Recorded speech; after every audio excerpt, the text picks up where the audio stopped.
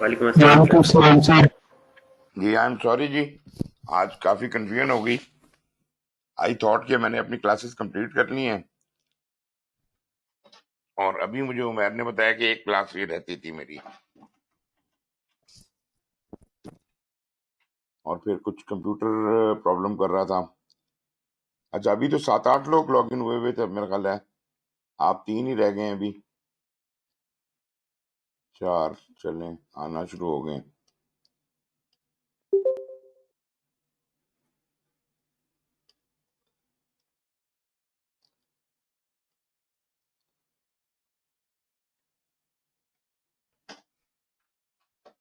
और जी आप लोग सुने कैसे हैं?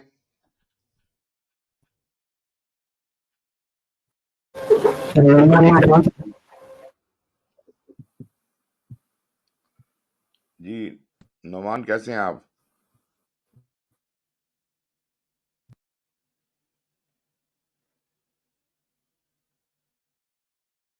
अस्सलाम वालेकुम सर, ठीक ठाक। आप ठीक हैं सर? जी बिल्कुल ठीक ठाक, फर्स्ट क्लास A1। अच्छा, अबू बकर भी लॉग इन हो गए हैं। अबू बकर हैं, नौमान, मासूम हैं, जैद मुगल हैं, मोहम्मद अली बुखारी हैं और सैयद जुहैर हैं।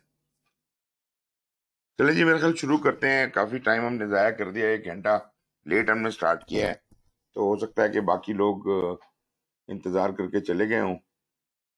तो we will continue with this lecture.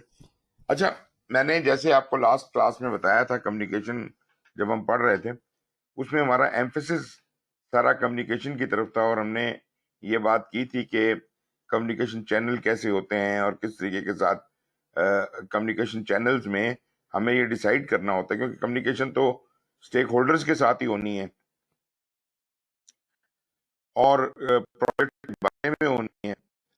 जो प्रोजेक्ट के डिफरेंट नॉलेज एरियाज हैं वो ये बताते हैं कि किस किस चीज की रिपोर्ट चाहिए, और स्टेक होल्डर्स ये बताते हैं कि किसको क्या चाहिए, और उसके मुताबिक कम्युनिकेशन प्लान बनाया जाता है। तो इसका मतलब ये हुआ कि भले वो रिस्क मैनेजमेंट हो, प्रोक्योरमेंट मैनेजमेंट हो, कोई भी नॉलेज एरिया हो, हर एक के अंदर कुछ ना कुछ कम्युनिकेशन होनी है।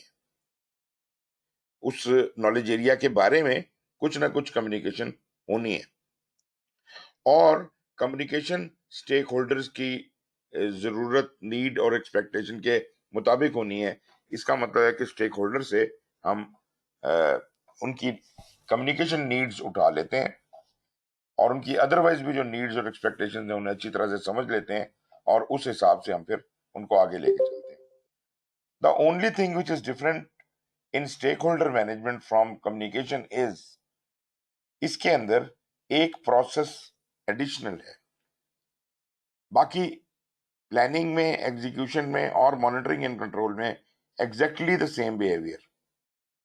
सिर्फ यहां पर आपको याद होगा कि आइडेंटिफाई स्टेक होल्डर का एक प्रोसेस है जो कि हमारी इनिशिएशन के दौरान रिक्वायर्ड होता है। इवन जब हम चार्टर बनाते हैं, डेवलप चार्टर के फौरन बाद we do the identification of stakeholders. मतलब प्रोजेक्ट मैनेजर का पहला काम चार्टर मिलने के बाद स्टेक होल्डर आइडेंटिफिकेशन है। ये उसका पहला प्रोसेस है हमारे पास स्टेक होल्डर मैनेजमेंट के नॉलेज एरिया का। और इसके बाद जो बाकी प्रोसेस है वो exactly they match with communication. मतलब वहां पे होता है प्लान कम्युनिकेशन, जहाँ पे प्लान स्टेक होल्डर एंगेजमेंट, वहां होता है manage stakeholder, manage communication, यहाँ मैनेज स्टेक होल्डर एंगेजमेंट, और वहां होता है कंट्रोल के अंदर अपना मॉनिटर कम्युनिकेशंस, तो यहाँ पे मॉनिटर स्टेक होल्डर एंगेजमेंट। तो यहाँ पे जनाब स्टेक होल्डर मैनेजमेंट जो है, इसके अंदर वो तमाम प्रोसेस होंगी जो उन स्टेक होल्डर्स को, जो लोग हैं, जो ग्रुप्स हैं, ऑर्गेनाइजेशंस हैं, जिनका कुछ भी हमारे प्रोजेक्ट के साथ लेना देना है। मैंने आपको बताया था स्टेक होल्डर वो तमाम लोग हैं जो करीब हैं या दूर हैं, बड़े हैं या छोटे हैं, मगर उनका प्रोजेक्ट के साथ कोई स्टेक का होना जरूरी है। अब जिस जिसका स्टेक है, ये प्रोजेक्ट मैनेजर की जिम्मेदारी है कि वो आइडेंटिफाई करे कि वो कौन लोग हैं जिन जो प्रोजेक्ट में किसी भी वक्त प्लेयर बन के आ सकते हैं कि नहीं जी हमें भी ये बात बताओ, या हमारी भी ये नीड है, इसको भी पूरा करो। तो जिस वक्त हम रिक्वायरमेंट्स गैदरिंग कर रहे हैं उस वक्त भी हमें स्टेक होल्डर को माइंड में रखना है और उसके मुताबिक चीज़ों को डिज़ाइन करना है। और जब हम कम्युनिकेशन करें तब भी हमें, तो ये stakeholder identification will come a long way. तो हम इन स्टेक होल्डर्स को जब आइडेंटिफाई करते हैं उसी वक्त इन्हें हम एनालाइज करते हैं, इनका क्वालिटेटिव और क्वांटिटेटिव एनालिसिस करते हैं। हम बाकायदा एक स्ट्रेटजी बनाते हैं स्टेक होल्डर्स के लिए। इस पॉइंट ऑफ व्यू से अगर देखा जाए तो स्टेक होल्डर और रिस्क मैनेजमेंट के अंदर काफी मुमासलत पाई जाती है। आपको याद होगा कि रिस्क के अंदर हमने कहा था कि रिस्क को हम आइडेंटिफाई करते हैं, क्वालिटेटिव एनालिसिस करते हैं, क्वांटिटेटिव एनालिसिस करते हैं, फिर रिस्क रिस्पॉन्स बनाते हैं। Although in stakeholder management we don't have that many processes, but ये सब कुछ यहाँ पर भी होता है। और ये सब का सब कहाँ होता है? ये इनिशिएशन के दौरान जो पहला प्रोसेस है आइडेंटिफाई स्टेक होल्डर, ये उसके अंदर ही सारा कुछ हो जाता है। उसके अंदर सबसे पहले हम स्टेक होल्डर्स को आइडेंटिफाई करते हैं, फिर उनको एनालाइज करते हैं, उनकी एक्सपेक्टेशंस को एनालाइज करते हैं क्वालिटेटिवली और क्वांटिटेटिवली। और उसके बाद हम अपनी स्ट्रेटजी बनाते हैं कि कौन से स्टेक होल्डर को किस तरह एंगेज किया जा सकता है। लाजमी बात है कि जिस तरह रिस्क में हमने कहा था कि जो ज्यादा बड़े रिस्क हैं या ज्यादा इंपॉर्टेंट रिस्क हैं उनको हम ज्यादा इफेक्टिवली एड्रेस करने की कोशिश करते हैं, और बाकियों को हम अ, छोड़ देते हैं कि इनको ये अभी बहुत इतने ज्यादा जरूरी नहीं है। इसी तरीके के साथ स्टेक होल्डर्स को एनालाइज तो हम सबको करेंगे, क्वालिटेटिव क्वांटिटेटिव एनालिसिस तो सबका करेंगे, लेकिन जब हम स्ट्रेटेजी बनाते हैं तो उस वक्त हम डिसाइड करते हैं कि कौन से स्टेक होल्डर के साथ हमने क्या रवैया रवा रखना है, किस तरह हमने इनके साथ इंटरेक्ट करना है। यहाँ पे वो तमाम काम जो रिस्क में होता था ये स्टेक होल्डर के हवाले से सबका सब यहाँ पर हो जाता है इस एक ही प्रोसेस के अंदर। इसके अलावा stakeholder management also focuses on continuous communication with stakeholder. Stakeholder के साथ हमारी जितनी भी कम्युनिकेशन होनी है किसी भी नॉलेज एरिया या ओवरऑल इंटीग्रेशन के हवाले से, हमें उनकी नीड्स और एक्सपेक्टेशंस का पता होना चाहिए। देखें, we do not want to communicate something which they don't want. हमने कहा ना नीड्स एंड एक्सपेक्टेशंस, तो जो स्टेक होल्डर चाहता नहीं है, मांगता नहीं है, वो हम उसको क्यों दे रहे हैं? क्योंकि अगर हम उसको उसकी जरूरत से ज्यादा डेटा देंगे तो भी वो डिस्टर्ब होगा कि यार ये क्या फजूल लोग हैं, ये बिला वजह मुझे देर क्या कहते हैं, मुझे डेटा के पहाड़ के नीचे दबा दिया है। जो वो जानना चाहता है और जब वो जानना चाहता है उसको वो चीज तब बताई जाए, उसको वो रिपोर्ट तब पेश की जाए, और जिस शक्ल में देखना चाहता है उसको उस शक्ल में वो रिपोर्ट दिखाई जाए। फिर उसके जो कोई भी स्टेक होल्डर के जब कभी कोई इश्यूज हों उनको कैसे कम्युनिकेट करना है, इशू मैनेजमेंट का पूरा मैकेनिज्म होना चाहिए। कन्फ्लिक्टिंग इंटरेस्ट है उनको कैसे आपने रिजॉल्व करना है, उनको इंगेज कैसे रखना है। इंगेज रखने का मकसद ये है कि स्टेक होल्डर के साथ कॉन्टिन्यूस इंटरेक्शन कायम रखा जाए और देखा जाए कि जो स्टेक होल्डर की नीड्स एंड एक्सपेक्टेशन के मुताबिक हम उनके साथ कम्युनिकेट कर रहे हैं वो उससे खुश भी हैं या नहीं है। अगर ऐसा नहीं है तो हमें इसको रिवाइज करना पड़ेगा, देखना पड़ेगा कि उनको और क्या चाहिए, जो वो मांगते हैं हमें वो चीज उन्हें प्रोवाइड करनी पड़ेगी। तो और फिर एक बात और भी समझ लीजिए, स्टेक होल्डर इतने ज्यादा हैं, बड़े हैं, छोटे हैं, अंदरूनी हैं, बैरूनी हैं, मतलब हर एक की जो नीड्स एंड एक्सपेक्टेशंस हैं वो दूसरे से डिफरेंट है। They're having varying needs and expectations, and in some cases these needs and expectations are completely divergent to others। इनका बिल्कुल 180 डिग्री डिफरेंट पर्पस हो सकता है एक एक स्टेक होल्डर का, और दूसरे का कुछ और हो सकता है। अब दोनों की ख्वाहिशात पूरी करनी है, अब मैं ये करूं या वो करूं। तो मुझे यहाँ पे इनके दरमियान जो इनके कंफ्लिक्टिंग इंटरेस्ट हैं उनको भी मैनेज करना है, और इस तरह से करना है कि हम इनमें कंसेंसस बिल्डिंग भी करेंगे। मतलब हमने स्टेक होल्डर को ये समझाना है कि जनाब आपकी सब नीड्स एंड एक्सपेक्टेशन हमें नोट करनी है, ये वो चीजें हैं जो हम आपकी इस हद तक पूरी कर सकते हैं, ये नहीं कर सकते। इसे कहते हैं कि लोगों की एक्सपेक्टेशंस को सही जगह पे रखना, मतलब रॉन्ग एक्सपेक्टेशन किसी को ना दें। जो सही एक्सपेक्टेशन है उनको साथ डिस्कस करें और उन्हें बताएं कि इस हद तक मुमकिन है हमारे लिए, ये हम आपके लिए कर सकते हैं, इसके अलावा आप हमसे एक्सपेक्ट ना करें। May be it is out of the scope of the project, या कोई और वजह है। जो कोई भी वजह है, आपका ये फर्ज बनता है कि आप स्टेक होल्डर्स को ये समझाएं और उनको बताएं। अच्छा, अब जब आप उन्हें एंगेज रखेंगे, एक तो ये है ना कि मैंने स्टेक होल्डर की बात भी कोई नहीं सुननी और उसके साथ बात करनी भी कोई नहीं है थ्रू आउट दी प्रोजेक्ट, तो स्टेक होल्डर तो नाराज होगा। बेशक आप जो कर रहे हैं वो सही कर रहे हो, लेकिन स्टेक होल्डर को जब आपने उसके साथ कम्युनिकेट करना छोड़ दिया, जब उसको आपने समझाना छोड़ दिया, उसे ये बताना छोड़ दिया कि भाई हम क्यों आपको ज्यादा अटेंशन नहीं दे रहे, तो इसका मतलब है कि स्टेक होल्डर तो नाराज हो गया और वो आपकी पार्टी से निकल गया। आपने कोशिश ये करनी है कि भले उस स्टेक होल्डर को आप ना उसकी नीड्स पूरी कर रहे हो, मगर उसको पहले बता दें कि भाई ये मुझसे एक्सपेक्ट करो, ये मुझसे एक्सपेक्ट ना करो, ये चीजें मैं आपके साथ करूंगा और ये इस वजह से नहीं कर सकता।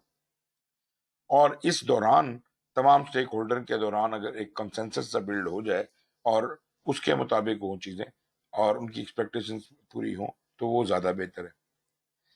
लेकिन overall stakeholder satisfaction should be managed as a key project objective. वो प्रोजेक्ट मैनेजर जो तमाम स्टेक होल्डर्स को खुश रख सकता है, सेटिस्फाई रख सकता है। सेटिस्फाई खुश रखने जरूरी नहीं है कि सबको खुश रखा जाए। सेटिस्फाई रखने से मतलब ये है कि उसको पता हो कि मुझे क्या मिलने वाला है और वो उससे उसको तसल्ली हो कि हाँ यार ठीक है, ये मुझे पहले ही बता दिया गया है, ऐसा ही होगा, तो it's not a surprise to me. Do not give surprises to your stakeholders. Stakeholders को सेटिस्फाई रखने का मैंने अभी बताया कि इसका मकसद जरूरी तौर पे ये नहीं है कि उन सबको खुश रखना, बल्कि उन सबको मुतमईन रखना।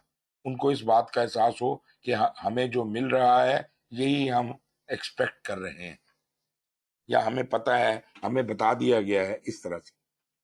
तो ये जनाब प्रोजेक्ट ऑब्जेक्टिव्स के लिए ये बहुत ही सूटेबल है। अगर आप स्टेक होल्डर को सेटिस्फाई नहीं रख सकते, तो आप यकीन कीजिए कि आपके जो प्रोजेक्ट ऑब्जेक्टिव्स हैं, स्कोप, टाइम और कॉस्ट, इनके अंदर फर्क पड़ने का इम्कान बाकी रहता है। कोई भी स्टेक होल्डर किसी वक्त भी उठ के खड़ा हो जाएगा और कहेगा कि जी मैं नहीं प्रोजेक्ट आगे चलने देता, या कोई और ऐसा मसला है। अब स्टेक होल्डर की जब आप डेफिनेशन पढ़ते हैं तो उसमें एक बड़ी मजेदार चीज है। उसमें कहता है कि वो तमाम लोग जो आपके प्रोजेक्ट पे किसी न किसी तरह से असर डाल सकते हैं, या आपके प्रोजेक्ट से किसी भी शक्ल में मुतासर हो सकते हैं। गौर कीजिएगा, वो जो इन्फ्लुएंशियल हैं और आपके प्रोजेक्ट के ऊपर असर डाल सकते हैं, वो भी स्टेक होल्डर हैं। वो जो आपके प्रोजेक्ट के काम की वजह से मुतासर हो सकते हैं। मिसाल के तौर पे मैं एक स्कूल बना रहा हूं और उस स्कूल को बनाने के लिए जो जमीन एक्वायर करनी है वो किसी ओनर की है और हमने उससे लेनी है। वो मुतासरीन में से है ना जी, उसको उसकी कंपनसेशन मिलनी चाहिए। तो ये लोग भी आपके स्टेक होल्डर हैं, क्योंकि अगर वो मुतासरीन में से जो लोग हैं उनको प्रॉपर कंपनसेशन नहीं मिलती तो वो डिले काज हो जाएंगे, वो नहीं देंगे जमीन आपको और मसले मसाइल पैदा होंगे। तो मतलब ये है कि बहुत ही मतलब तमाम स्टेक होल्डर्स को हमने जो हमसे मुतासर हो रहे हैं, जो हमें मुतासर कर रहे हैं, दोनों को सेटिस्फाई रखना है। और बात यहाँ खत्म नहीं हो जाती, इससे भी एक ज्यादा इंटरेस्टिंग पार्ट ये है। वो कहता है कि वो लोग जो ये समझते हैं, ये बड़ा इंपॉर्टेंट पॉइंट है, इसको जरा गौर से सुनिएगा।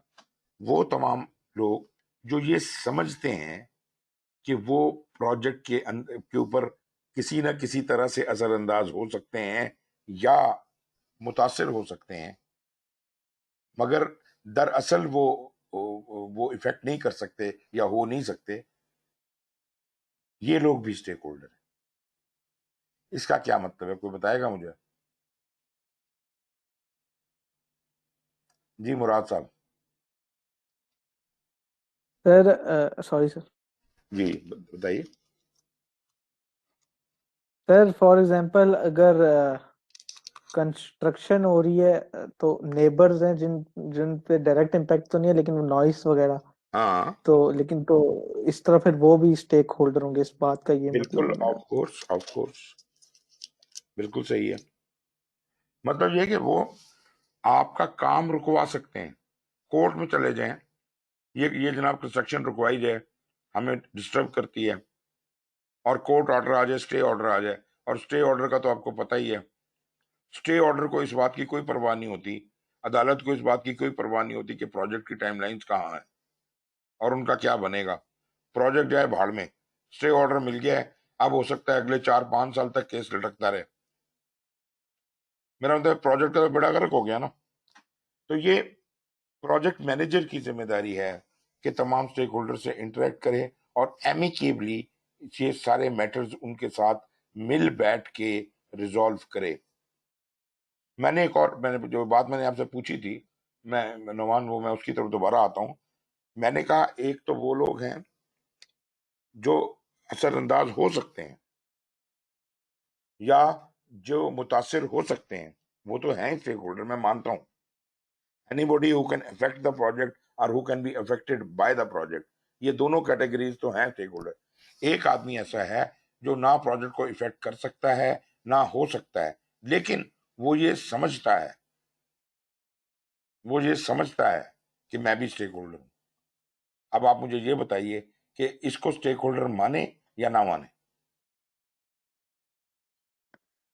सर मेरे ख्याल से अगर वो उस पे, सर ना वो उस पे असर हो रहा है, मेरे ख्याल से तो उस पे स्टेक, वो समझता है कि वो स्टेक होल्डर है। हम्म। तो सर अगर वो हमारे काम में हिंड्रेंस डाल सकता है तो फिर वो स्टेक होल्डर है, लेकिन अगर उसे नहीं डाल, वो इम्पैक्ट भी नहीं कर सकता किसी तरह प्रोजेक्ट पे, और उस पे कोई असर भी नहीं डाल रहा, फिर वो स्टेक होल्डर नहीं। ओके। यस सर, क्योंकि हमने तो कंडीशंस देखनी है ना, ये नहीं देखना कि वो क्या सोच रहे हैं। ओके, मैं आपको बताता हूँ। फर्ज करें पाकिस्तान में एक डैम बनने का प्रोजेक्ट है, सारे स्टेक होल्डर्स जो कि अफेक्ट कर सकते हैं या हो सकते हैं उनको आपने ऑन बोर्ड ले लिया है, ठीक है जी। लेकिन एक ओवरसीज पाकिस्तानी जो पिछले 30 साल से अमेरिका में बैठा हुआ है, कभी पाकिस्तान नहीं आया, वो वहां से कहता है मैं भी स्टेक होल्डर हूं, मेरी राय क्यों नहीं दी गई। आप बताइए वो स्टेक होल्डर है या नहीं है। नहीं सर, जी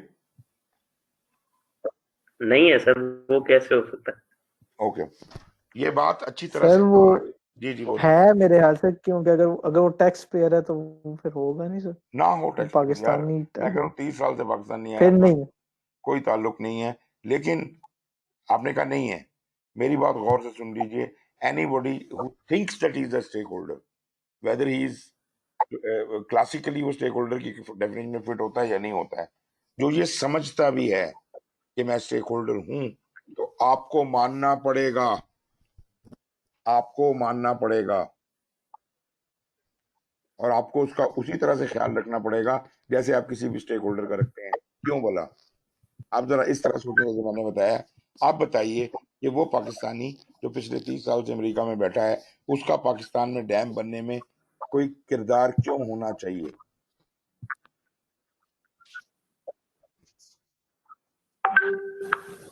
आप जरा वो पाकिस्तानी बन के सोचे ना। नहीं आप क्लियर हुआ बताइए सर, कि आप वो कैसे पाकिस्तानी, हो सकता है? जी सर सर क्या पता वो किसी बहुत बड़ी कंस्ट्रक्शन कंपनी में काम करता हो जो ऑलरेडी डैम्स बनाते हो, तो उसकी चलें, राय। वेरी गुड, ये भी एक बड़ी अच्छा पॉइंट आपने दिया है। इसके लिए तो उसका पाकिस्तानी होना भी जरूरी नहीं है, इसके लिए तो उसका पाकिस्तानी होना भी जरूरी नहीं है। He is an expert of dams, right. अब कोई अंग्रेज हो सकता है और वो कहे कि नहीं यार ये डैम आप लोग गलत बना रहे हैं, ऐसे नहीं बनना चाहिए, definitely is a stakeholder. ठीक है जी, और बताइए।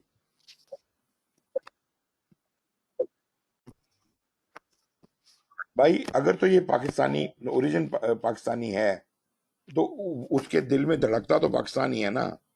भले उसको डायरेक्टली उस डैम से कोई फायदा नहीं होना, लेकिन वो दुख तो समझता है ना पाकिस्तान का।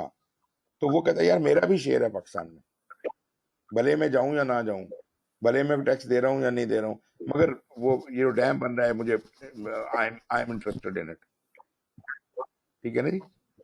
तो खैर मैं ये बात आपको सिर्फ कहना चाह रहा था कि सिर्फ वो लोग जो प्रोजेक्ट को असरअंदाज हो सकते हैं या प्रोजेक्ट से मुतासर हो सकते हैं वही स्टेक होल्डर नहीं होते, बल्कि ऐसा जो कुछ समझता भी है कि मैं स्टेक होल्डर हूँ, आपको उसकी उसकी रिस्पेक्ट करनी पड़ेगी, आपको उसको स्टेक होल्डर ट्रीट करना पड़ेगा, वो अलग बात है।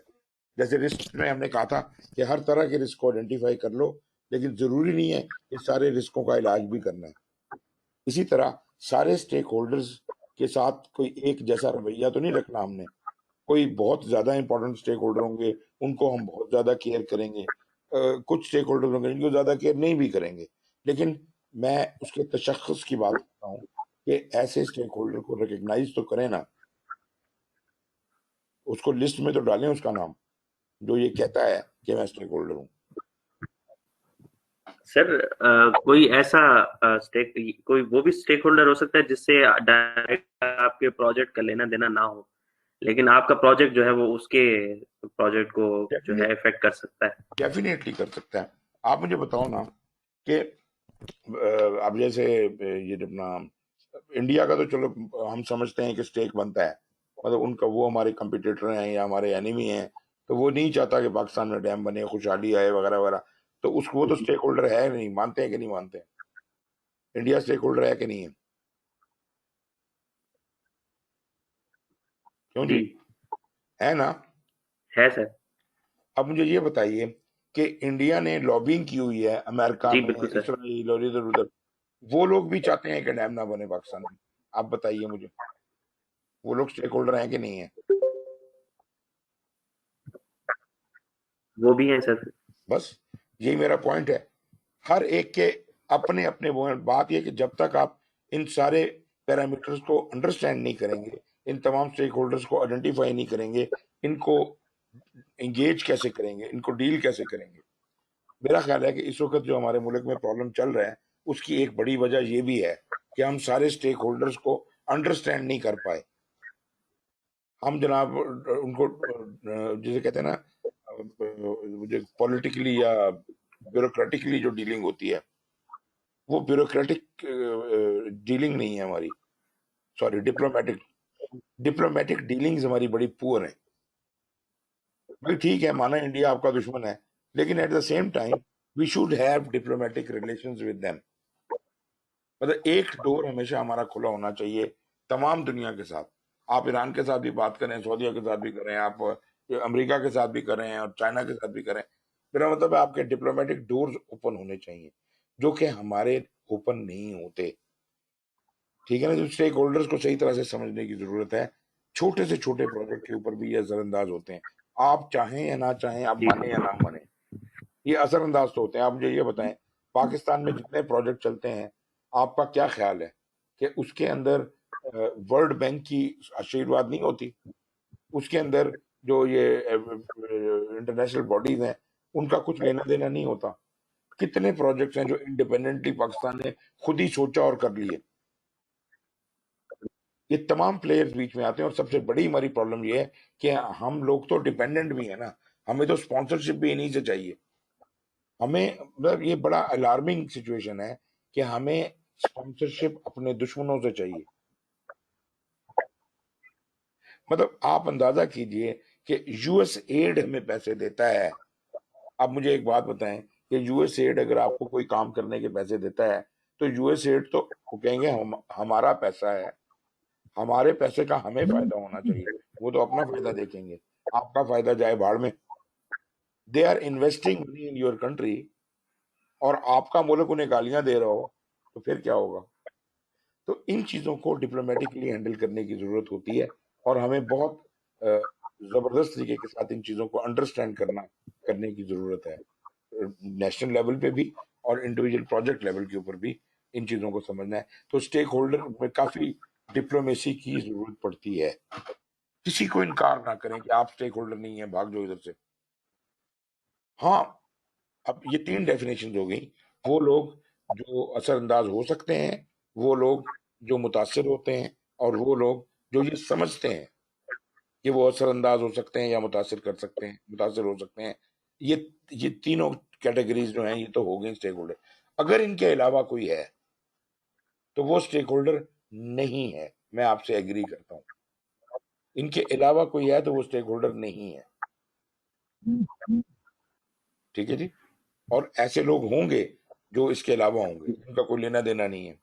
अफ्रीका के जंगलों में कोई एक क्या कहते हैं आदमखोर कबीला है, उसको कोई परवाह ही नहीं है कि पाकिस्तान में क्या हो रहा है और क्यों हो रहा है, ये प्रोजेक्ट क्यों हो रहा है, इसका क्या, तो वो they are not the stakeholders, ठीक है जी। अच्छा खैर, आइडेंटिफाई स्टेक होल्डर एक प्रोसेस है।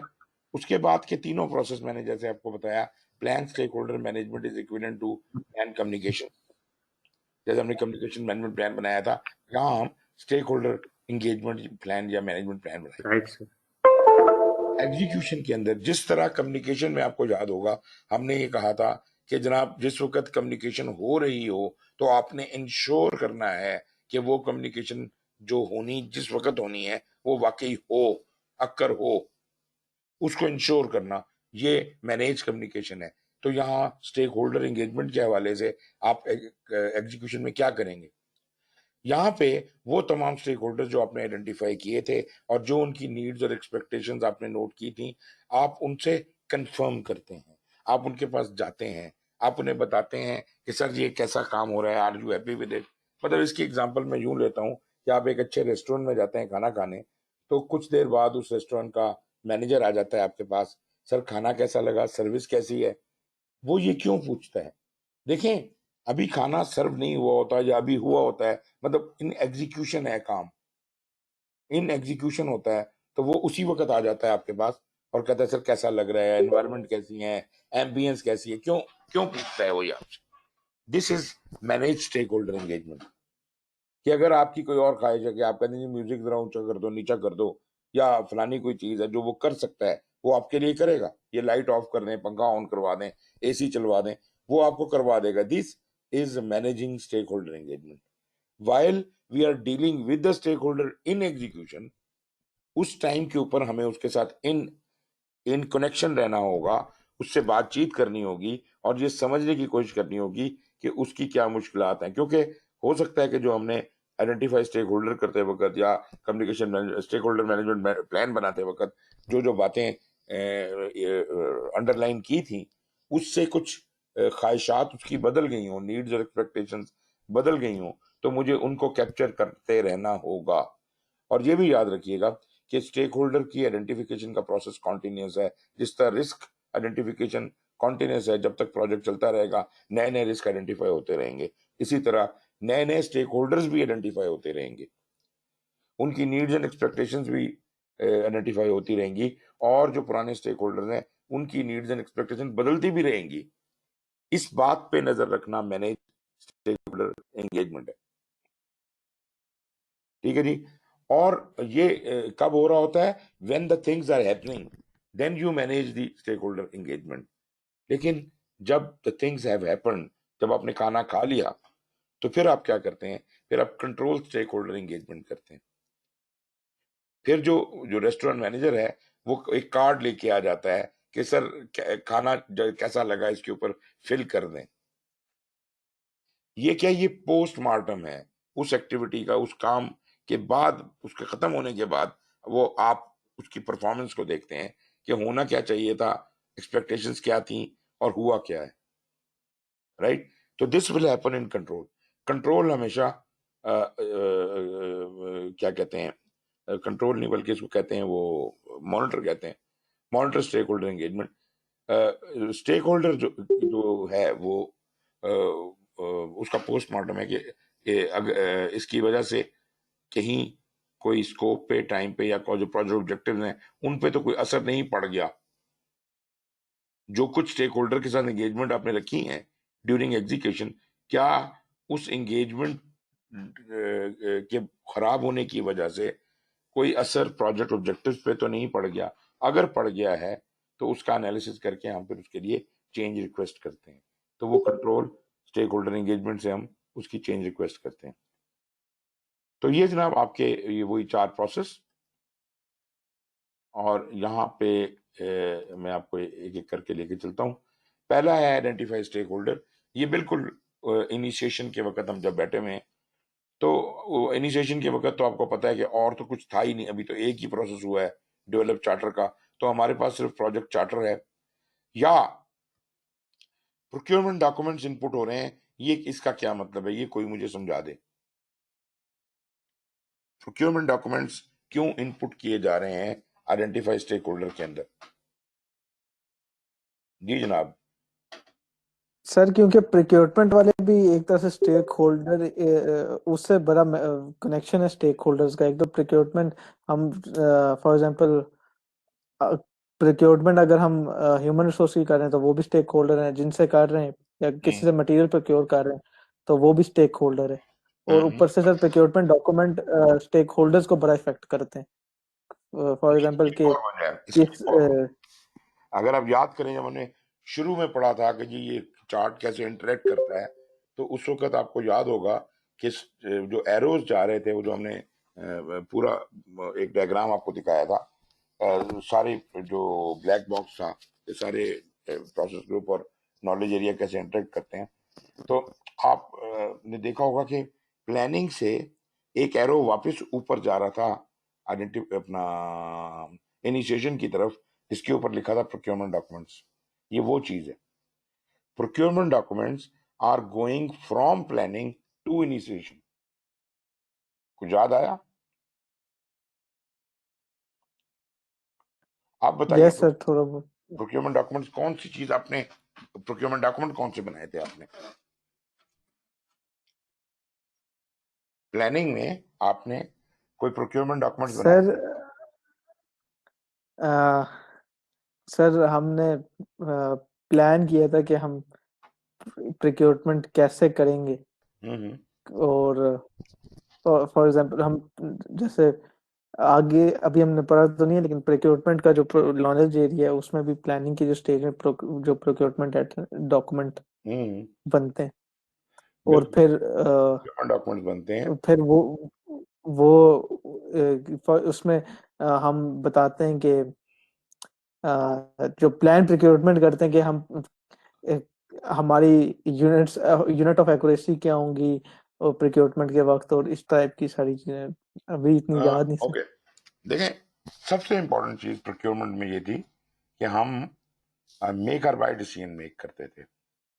सबसे इंपॉर्टेंट डिसीजन इसमें मेक और बाय डिसीजन होता है। मेक और बाय डिसीजन का ये मतलब है कि वो कौन से काम हैं जो हम खुद करने की काबिलियत और हैसियत रखते हैं, और कौन से काम हैं जो हम खुद से नहीं कर सकते। इसके हवाले से मैंने बताया था कि तीन किस्म के काम होते हैं जो हम खुद नहीं कर सकते। एक, ऐसे काम जिनकी हमारे पास कैपेबिलिटी ही ना हो। दूसरे, ऐसे काम के जिनकी कैपेबिलिटी तो शायद हो, लेकिन हमारे पास कैपेसिटी ना हो, इतनी मैन पावर अवेलेबल ना हो, वर्क फोर्स अवेलेबल ना हो। और तीसरे, वो जो शायद कैपेबिलिटी भी हो और कैपेसिटी भी हो, लेकिन they are very high risk items, जिनको रिस्क ट्रांसफर करने की जरूरत होती है। तो इन तीन सूरतों में हम ये डिसाइड करते हैं कि ये हम खुद नहीं करेंगे, बाहर से करवाएंगे। मतलब we will not make it ourself, but we will buy it. ये हम इस काम को करने की सर्विसेज हायर करेंगे किसी से, तो फिर हम बायर बन जाते हैं, और वो जो ठेकेदार जिससे हम ये काम करवाने की कोशिश कर रहे हैं, वो हमारा सेलर बन जाता है। तो मतलब ये है कि जब प्रोक्योरमेंट डॉक्यूमेंट्स बनते हैं, ये इस वक्त मेक और बाय डिसीजन भी हो चुका होता है, और प्रोक्योरमेंट कैसे करनी है उसका तरीकाकार भी वजह हो चुका होता है, और प्रोक्योरमेंट डॉक्यूमेंट्स के लिए उसका जो भी कोई उसकी रिक्वायरमेंट्स और स्टेटमेंट ऑफ वर्क और ये सब कुछ उसके अंदर शामिल होता है। तो इसका मतलब है कि प्रोक्योरमेंट डॉक्यूमेंट जब तैयार हो जाएं, तभी हम उन पॉसिबल ठेकेदारों को या सेलर्स को आइडेंटिफाई कर सकते हैं। वो भी तो स्टेक होल्डर हैं। आपने ये बात इस हद तक तो ठीक कही कि वो भी स्टेक होल्डर हैं, लेकिन जब हम इनिशियली स्टेक होल्डर्स को आइडेंटिफाई कर रहे थे, हमें इस बात का जवाब नहीं था हमारे पास कि कौन से काम हमने खुद करने और कौन से खुद नहीं करने। ये हमें प्लानिंग के दौरान पता चला, और जब पता चला तो वहां से प्रोक्योरमेंट डॉक्यूमेंट्स हमने वापस इनिशिएशन को भिजवाए, जहां पे आइडेंटिफाई स्टेक होल्डर ने इन सेलर्स को आइडेंटिफाई किया। और आइडेंटिफाई करने का ये मतलब नहीं होता कि उसको सिलेक्ट कर लिया, इसका मतलब है इंडिकेट किया कि ये लोग भी, मतलब ये लकड़ी का काम करने वाले ठेकेदारों के नाम आइडेंटिफाई करके आपको दे दिए। तो इस तरह से, इस तरह के स्टेक होल्डर जो हमारे ठेकेदार बनने की काबिलियत रखते हैं, उन पॉसिबल लिस्टें उनकी रिलीज कर दी ये आइडेंटिफाई स्टेक होल्डर में। तो ये जो प्रोक्योरमेंट डॉक्यूमेंट में आ रहे हैं, they are basically coming from planning. और ये जब आप वो प्रोक्योरमेंट का फैसला मेकर बाय डिसीजन करते हैं, उसके बाद ये प्रोक्योरमेंट डॉक्यूमेंट बनते हैं। और ये वो डॉक्यूमेंट्स हैं जो यहाँ भेजे जाते हैं आइडेंटिफाई स्टेक होल्डर को, ताकि ये अपने स्टेक होल्डर एनालिसिस में और आइडेंटिफिकेशन के दौरान उन स्टेक होल्डर्स को, जो कि सेलर हो सकते हैं, को भी आइडेंटिफाई कर रहे हैं। बाकी एंटरप्राइज सर एक्सक्यूज मी जी जी सर, ये आइडेंटिफाई स्टेक होल्डर इनिशिएशन का प्रोसेस है या प्लानिंग का प्रोसेस है? ये आइडेंटिफाई स्टेक होल्डर इनिशिएशन में होता है। दिस इज द ठीक है फर्स्ट जॉब ठीक। Project manager does after receiving the charter, क्योंकि इसके बगैर कोई कहानी शुरू ही नहीं होती ना। मेरा मतलब है कि जब आपको काम दिया जाता है तो सबसे पहला जो प्रोएक्टिव स्टेप बनता है वो यही बनता है कि काम को समझें और फिर उसके स्टेक होल्डर्स को समझें। इससे पेशतर आपको, you should not try to jump the gun,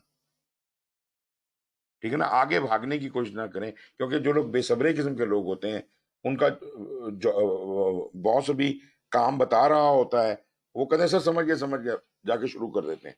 आधी बात समझते हैं, आधी नहीं समझते, और जाके काम शुरू कर देते हैं। We don't want to do that. अभी तो हम प्लानिंग में भी दाखिल नहीं हुए, एग्जीक्यूशन तो दूर की बात है। यहाँ पर हम बात कर रहे हैं कि इवन व्हेन आपको चार्टर दिया गया तो हमने सबसे पहले उन स्टेक होल्डर्स को आइडेंटिफाई किया। उसके बाद प्लानिंग में हम तफसील से उन स्टेक होल्डर का पोस्टमार्टम करेंगे, समझेंगे, एनालिसिस वगैरह कर के फिर हम उनका पूरा मैनेजमेंट प्लान बनाएंगे और फिर उनके साथ आगे की डीलिंग को देखा जाएगा। लेकिन जो मकसद आइडेंटिफाई स्टेक होल्डर का है वो है स्टेक होल्डर की आइडेंटिफिकेशन, उसका प्रॉपर एनालिसिस, उसका एक लिस्ट बनाना जिसको हम स्टेक होल्डर रजिस्टर कहते हैं, और उसकी स्टेक होल्डर मैनेजमेंट की स्ट्रेटजी स्टेब्लिश करना कि कौन से क्लास का स्टेक होल्डर कैसे, किस तरह से ट्रीट करना है। उनको क्लासिफाई कर लेते हैं हम स्टेक होल्डर्स को मुख्तलिफ कैटेगरीज में, और हर कैटेगरी के साथ हम एक रवैया मंसूब कर देते हैं कि इस तरह इस कैटेगरी के स्टेक होल्डर्स को हमने इतनी ज्यादा केयर देनी है, इस कैटेगरी के स्टेक होल्डर को इतनी ज्यादा केयर देनी है। तो ये सारा काम आइडेंटिफाई स्टेक होल्डर में होता है। लेकिन किसी हद तक ये प्लानिंग में भी कंटिन्यू करता है, क्योंकि मैंने ये बात तो कही थी कि stakeholder identification is a continuous process. Identify stakeholder शुरू तो यहाँ हो जाता है, बट दिस विल कंटिन्यू। ये प्लानिंग में भी होता रहता है, ये एग्जीक्यूशन में भी होता रहता है, ये मॉनिटरिंग एंड कंट्रोल में, जब तक प्रोजेक्ट खत्म नहीं हो जाता। Stakeholder identification is a cyclic process, ये होती ही रहती है। मतलब क्या क्या आइडेंटिफिकेशन, उसका एनालिसिस, उसकी डॉक्यूमेंटेशन, सब कुछ, दिस इज कॉन्टिन्यूस। ठीक है जी, तो ये चीज हो गई। अब अगर आप यहाँ देखें, यहाँ पे बाकायदा उसने आइडेंटिफाई स्टेक होल्डर को लिखा हुआ है, वही ग्रुप, पीपल और ऑर्गेनाइजेशंस की बात। Be impacted by decision, activity और आउटकम ऑफ द प्रोजेक्ट, ये जो जो जो जिनके ऊपर असर हो रहा है। Analysing and documenting relevant information regarding their interest, involvement and interdependencies, influence and potential impact on project success. Key benefit of the process is that it allows the project manager to identify the appropriate focus for each stakeholder or group of stakeholders. तो ये जनाब इसके total input output हैं। इसके tools में हमारे पास stake holder का analysis आ जाता है, जो मैंने आपको तफसील से बताया।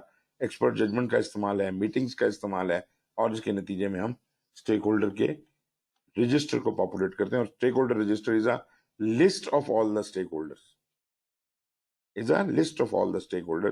तो इसमें हम हर स्टेक होल्डर को कोई क्लासिफिकेशन देंगे, कोई नंबर देंगे, उसकी कोई ब्रीफ डिस्क्रिप्शन देंगे, कोई उसके बारे में और कोई ये किस किस चीज को इम्पैक्ट करता है, इसको एंगेज करने के लिए क्या स्ट्रेटजी बनानी है वगैरह, उसके बारे में हम कुछ कॉलम्स बना के उसमें के बारे में स्टेक होल्डर के बारे में डाटा भर सकते हैं। अच्छा जी, इसके बाद आ जाता है स्टेक होल्डर का एनालिसिस जो इसके अंदर होता है। क्योंकि मैंने आपको बताया कि this is stakeholder identification एक एक प्रोसेस है, लेकिन इसके अंदर बहुत बड़ी चीजें हैं। इसमें स्टेक होल्डर सिर्फ आइडेंटिफाई नहीं होता बल्कि एनालाइज भी होता है, और एनालिसिस में क्वालिटेटिव और क्वांटिटेटिव, जिस तरह रिस्क का क्वालिटेटिव और क्वांटिटेटिव होता है, यहाँ पे भी आप ये देख लीजिए, लिखा हुआ है stakeholder analysis technique of systematically gathering and analysing quantitative and qualitative information to determine whose interest should be taken into account throughout the project. कौन लोग स्टेक होल्डर हैं, एक बात आइडेंटिफिकेशन, और फिर किस स्टेक होल्डर का हमें कितना ध्यान रखने की जरूरत है, ये हम स्ट्रेटेजी बना रहे हैं, और उसके लिए हम एक स्टेक होल्डर का एनालिसिस कर रहे हैं जिसमें क्वांटिटेटिव और क्वालिटेटिव दोनों शामिल हैं। It defines the interest, expectations and influence of the stakeholders and relates them to the purpose of the project. It also helps to identify stakeholder relationship with the project and with other stakeholders that can be leveraged to build coalition. ये पिछली slide में भी उसने ये बात कही थी कि उनका आपस का इंटर रिलेशनशिप क्या है, जो डिफरेंट स्टेक होल्डर्स हैं उनका आपस का भी कोई ताल्लुक होगा ना।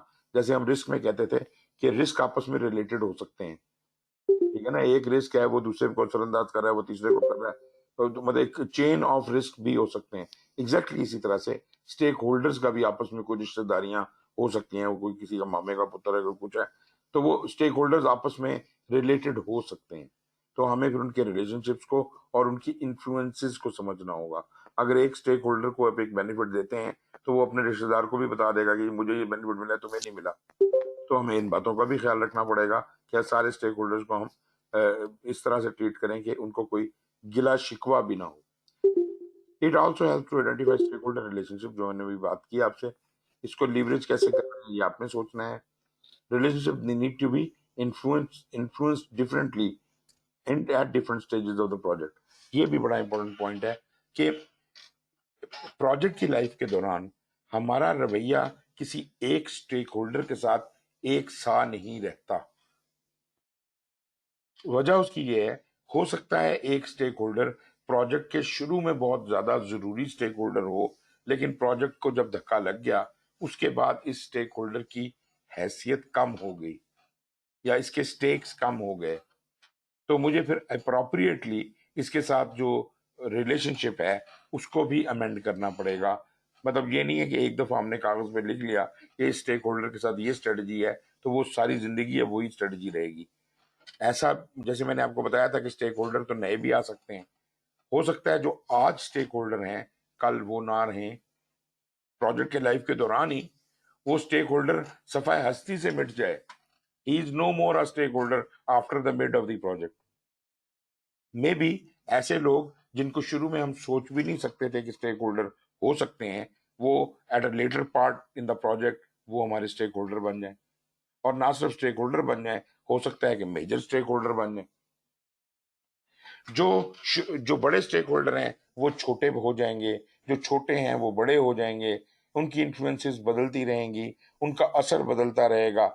ये बड़ा जबरदस्त काम है कि हमें इनको थ्रू आउट इन पे नजर रखनी है, मॉनिटर करना है, स्टेक होल्डर क्या पाथ ले रहा है, कब किन दिनों में इंपॉर्टेंट हो जाता है, किन दिनों में काम हो जाता है। कुछ मौसमी अंदाज में बदलते हैं, कुछ किसी और तरीके के साथ अपना रवैया बदलते हैं।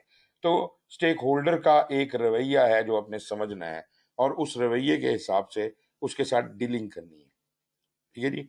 और डीलिंग बिल्कुल आपकी करंट होनी चाहिए, ऐसा ना हो कि जो पुराना रवैया था उसी को आप मेंटेन रखें जबकि अब उसकी जरूरत नहीं रही। आई होप ये आप मेरी बात समझ गए होंगे। सो ये stakeholder analysis is a tool जो हम यहाँ पर इस्तेमाल करते हैं और बहुत ही जरूरी टूल है। Stakeholder analysis generally follows the steps described below. कहता है identify all potential project stakeholder and relevant information such as their roles, उनके डिपार्टमेंट्स। ये उन जो मैंने बताया था ना कि हर स्टेक होल्डर के बारे में कुछ आपको इंफॉर्मेशन रिक्वायर्ड है, तो आप ये जो रजिस्टर लिखते हैं उसमें ये सब कॉलम्स बना के ये बातें लिख लें। रेलेवेंट इंफॉर्मेशन क्या हो सकता है, उसका रोल क्या है प्रोजेक्ट में, वो किस डिपार्टमेंट का है, उसका इंटरेस्ट क्या है, उसका नॉलेज कितना है, उसकी एक्सपेक्टेशंस क्या है, उसका इन्फ्लुएंस लेवल क्या है। Key stakeholders are usually easy to identify. जो की स्टेक होल्डर, जो बड़े बड़े स्टेक होल्डर हैं उनको तो वाजे नजर आते हैं, वो आमतौर पे भी नजर आ जाते हैं। लेकिन जब आप स्टेक होल्डर्स को आइडेंटिफाई करें तो सिर्फ मोटे मोटे स्टेक होल्डर के ऊपर नजर ना डालें, खाली आप छोटे स्टेक होल्डर्स को और हर तरह के स्टेक होल्डर्स को ज्यादा से ज्यादा को आइडेंटिफाई करने की कोशिश करें. As far as risk and stakeholders are concern, when you are identifying them, don't be mean about it. कंजूसी नहीं दिखानी आपने आइडेंटिफिकेशन के वक्त. वो बात की बात है कि क्वालिटेटिव क्वांटिटेटिव में जाके हम फिर छांट लेते हैं और हम कहते हैं जी ये वाले लोग हमारे लिए ज्यादा इंपॉर्टेंट है या ये वाले रिस्क हमारे लिए ज्यादा इंपॉर्टेंट है. फिर हम आगे जो रिस्पॉन्स बनाते हैं या स्ट्रेटजी बनाते हैं वो उसके मुताबिक बनाते हैं.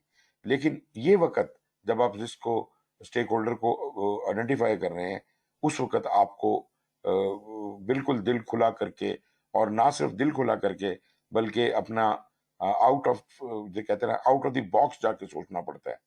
मतलब ये वो जगह हैं जहां out of the box thinking या क्रिएटिव थिंकिंग की बेइंतहा जरूरत है. You don't want to miss out on any stakeholder which could be a stakeholder. ऐसा ना हो आपके जहन से निकल जाए. इसके लिए आप क्रिएटिव एक्सरसाइज करें और लोगों से मिलें, जितना ज्यादा से ज्यादा आप इसको हाईलाइट कर सकते हैं और लोगों से पूछ सकते हैं, जो भी कुछ कर सकते हैं, कोशिश करें कोई स्टेक होल्डर मिस ना हो. ये शुरू के लिए. और बाद में भी आप जब स्टेक होल्डर्स को आइडेंटिफाई करते ही रहे हैं तो उस वक्त भी आप इस बात का ख्याल रखें कि stakeholder identification is a never ending process. Okay, इसमें आपको वो लोग भी मिलेंगे जो डिसीजन मेकिंग और मैनेजमेंट रोल में होंगे, who impacted by the project outcome, जो प्रोजेक्ट के आउटकम से मुतासर होता है, जिसमें स्पॉन्सर भी आ जाते हैं. प्रोजेक्ट मैनेजर खुद भी तो स्टेक होल्डर है, ठीक है ना, प्रोजेक्ट डायरेक्टर है या स्पॉन्सर है, जो भी है. एंड मैनेजमेंट रोल रखने वाले लोग who is impacted by the project outcome, such as customer भी आ जाता है उसमें. Identifying other stakeholders is usually done by interviewing identified stakeholders and expanding the list until all potential stakeholders are included. ये तो हो गया identification. कहते हैं आइडेंटिफाई करने के बाद फिर आप एनालाइज करें पोटेंशियल इम्पैक्ट और support each stakeholder could generate. वो अच्छा या बुरा आपके साथ क्या कर सकता है वो स्टेक होल्डर, उसको अंडरस्टैंड करें, अच्छी तरह से असेस करें, फिर उन स्टेक होल्डर्स को उसके मुताबिक क्लासिफाई करें, so as to define an appropriate strategy, ताकि एक स्ट्रेटजी बनाई जा सके कि कौन सी क्लास के स्टेक होल्डर्स के साथ क्लासिफाई किया है ना आपने डब्बे बना दिए, आपने से 5 डब्बे बना दिए, उन्होंने कहा जी इन 5 डब्बों में मैं ग्रेड करके स्टेक होल्डर्स को डाल देता हूं और फिर इसके हिसाब से इनके साथ डीलिंग करूंगा. टू डिफाइन एंड अप्रोच, तो जो अप्रोच स्ट्रेटजी आपने बनानी है वो 5 डब्बों के लिए अलग अलग होगी, 5 क्लासिफिकेशंस के लिए अलग अलग होंगी. हो सकता है एक क्लासिफिकेशन में 15 हो, एक में 20 हो, एक में 25 हो, मगर हर क्लासिफिकेशन के लिए जो रवैया होगा, जो स्ट्रेटजी होगी, वो डिफरेंट होगी. In large stakeholder communities, it is important to prioritize the stakeholders to ensure the efficient use of effort to communicate and manage their expectations. ये होगा जी एनालिसिस. तीसरा काम जो आपने करना होता है वो होता है assessment. Assess how key stakeholders are likely to react or respond to various situations in order to plan how to influence them to enhance their support and mitigate potential negative impacts. अब ये आ गई assessment is your दूरंदेशी. ये stake holder क्या किस तरह के हालात में किस तरह बिहेव करेगा, और अगर इसने वैसे बिहेव किया तो मैं क्या कर सकता हूं उसको, कि उसको इन्फ्लुएंस करने के लिए या उसको क्या कहते हैं एंगेज रखने के लिए कि वो अपनी सपोर्ट कंटिन्यू रखे हमारे साथ और हम किसी नेगेटिव इम्पैक्ट से बचें. ये बड़ा इंपॉर्टेंट है. स्टेक होल्डर को नाराज नहीं करना, ठीक है जी. तो ये चीजें इंपॉर्टेंट हैं कि हमें तमाम स्टेक होल्डर्स को साथ लेके चलना है. क्लासिफिकेशन की बात अगर हम करें, एनालिसिस में आ जाती है ये. क्लासिफिकेशन क्या है जी? There are multiple classification model, बहुत से हैं और भी हैं इसके अलावा. आमतौर पे जो मॉडल्स हैं वो 2 डायमेंशनल मॉडल्स हैं. मतलब वो 2 डायमेंशनल का मॉडल का मतलब ये होता है कि एक एक्सिस पे पावर रख ली, एक एक्सिस पे इंटरेस्ट रख लिया, या एक एक्सिस पे पावर रख ली, दूसरे पे इन्फ्लुएंस रख लिया, या एक पे इन्फ्लुएंस रख ली, दूसरे पे इम्पैक्ट रख लिया। मतलब दो वेरिएबल्स के साथ हम क्लासिफाई करते हैं, और मैं अभी आपको इसका तरीका दिखाता हूँ कि दो वेरिएबल के साथ हम कैसे इसको करते हैं। मगर दो वेरिएबल के सर साथ, जी जी सर हम इसमें अपना भी नहीं एक बना सकते जैसे हमने उसमें बबल्स वाला किया था, जी, है जिसमें ना, हम पावर इन्फ्लुएंस। ये है ना, ये सेलियंस मॉडल उसी को कहते हैं, चौथा वाला जो है ठीक सेलियंस मॉडल, वही बबल वाला है, ये वही चीज है। 3 डायमेंशनल मॉडल आता है ना, कि इसमें 3 या 3 से ज्यादा भी हो सकते हैं। तो ये जनाब, ये चीज आ गई। अच्छा, ये जो मैं ऊपर वाले 3 बताए आपको ना, जो ग्रिड इन्हें कहते हैं, इसको पावर इंटरेस्ट ग्रिड ले लें या कोई भी, 2-3 किस्म के नाम है इसके। फर्क करें कि पावर इंटरेस्ट ग्रिड है, इसका बड़ा सिंपल फार्मूला है। एक 2 एक्सिस ग्राफ बनाएं, एक साइड के ऊपर पावर रख दें, एक साइड के ऊपर इंटरेस्ट रख दें, और लाजमी बात है जीरो से शुरू होकर हाई तक जाएगा, जीरो से शुरू होकर हाई तक जाएगा। लेट अस एज्यूम कि हम जीरो से लो से हाई को डिवाइड कर देते हैं 5 या 10 में कर दें आप। 1 से 10 तक आप मार्क करें कि ये वाला जो स्टेक होल्डर है, ये इंटरेस्ट में कहाँ है और पावर में कहाँ है। ये जब आपने स्टेक होल्डर का लिस्ट बनाई, रजिस्टर बनाया, उसके अंदर आपने ये लिख लिया कि इस स्टेक होल्डर की पावर कितनी है और इस स्टेक होल्डर का इंटरेस्ट कितना है, राइट। और उनके हिसाब से उन्हें यहाँ प्लॉट कर दिया। मिसाल के तौर पे ए स्टेक होल्डर की पावर जो थी वो थी कुछ 6 और इंटरेस्ट था कोई 4, तो वो यहाँ पे प्लेस हो गया। बी बी का बी यहाँ पे प्लेस हो गया, सी यहाँ हो गया, D E F G H, तो ये इस पूरे उसके ऊपर हो गए प्लॉट। अब क्या करते हैं कि इस 10x10 के मैट्रिक्स को मैंने 4 बराबर क्वाड्रेंट्स में डिस्ट्रीब्यूट कर दिया, और अपेरेंटली जो लोएस्ट बॉटम क्वाड्रेंट है, ये उन स्टेक होल्डर्स को दिखा रहा है जो low in power and low in interest है, जबकि टॉप राइट वाला जो है वो high in power and high in interest है। और जो ये वाले हैं, जो मतलब टॉप लेफ्ट वाला है, ये high in power but low in interest है। और जो बॉटम राइट है वो क्वाड्रेंट है high in interest and low in power. No, आपका अगर ये 4 क्लासिफिकेशंस बन गई हैं, आपका रवैया इन चारों के साथ डिफरेंट होगा। अब पहले देख लेते हैं हाई वाले के लिए, पावर भी हाई और इंटरेस्ट भी हाई। ये तो बड़ा इंपॉर्टेंट स्टेक होल्डर है। ये बी एच और एफ जो हैं, ये 3 स्टेक होल्डर इस क्वाड्रेंट में फॉल करते हैं, तो इनका तो आपने बहुत ज्यादा ख्याल रखना है। मतलब ये लोग जो हैं, पावर भी बहुत ज्यादा है इनके पास, इंटरेस्ट भी इनका बहुत ज्यादा है, मतलब ये लोग इन्वॉल्व होंगे आपके साथ, माइक्रो लेवल पे इन्वॉल्व होने की कोशिश करेंगे, और ये बड़े बड़े अहकाम भी दे सकते हैं, आप प्रोजेक्ट की किस्मतों के भी फैसले कर सकते हैं। तो इनका बी एच एफ का तो आपने हर सूरत में you have to manage them closely, और इनका बहुत ख्याल रखना है। ये स्ट्रेटेजी है जी, for these I have established a strategy to manage them closely. अब आप आ जाइए हाई पावर लो इंटरेस्ट। ये वो लोग हैं जिनको जिनकी पावर बहुत ज्यादा है, कुछ भी कर सकते हैं, लेकिन इनका प्रोजेक्ट में ज्यादा इन्वॉल्व होने का या ज्यादा इंटरेस्ट नहीं है कि रोजमर्रा के अंदर घुसे रहें बीच में और ये करें और वो करें, इनका इंटरेस्ट नहीं है। सो दे आर नॉट बॉदर्ड कि जनाब ये रोजाना बेसिस पे क्या हो रहा है। मगर इनके हाथ में शायद फंडिंग है या ऐसी चीजें हैं जो ये कंट्रोल करते हैं। ऐसे स्टेक होल्डर्स को you have just to keep them satisfied. उनको जो चाहिए सिर्फ वो उनको प्रोवाइड करें, उससे ज्यादा डाटा देना इनको खतरनाक है, क्योंकि ज्यादा डाटे से ये नाराज भी हो सकते हैं। मैं नॉर्मली एग्जांपल देता होता हूँ कि फर्ज करें आपके प्रोजेक्ट को एक बैंक ने फंड किया है, लोन दिया है शुरू के वक्त काम के लिए, और वो बैंक मैनेजर मेरे लिए तो बहुत बड़ा स्टेक होल्डर है शुरू में। लाजमी बात है कि वो तो high in power and low in interest है। इंटरेस्ट इसलिए लो है कि वो जो चीज हम कर रहे हैं उसकी डेली प्रोग्रेस से उसका कोई इंटरेस्ट नहीं है।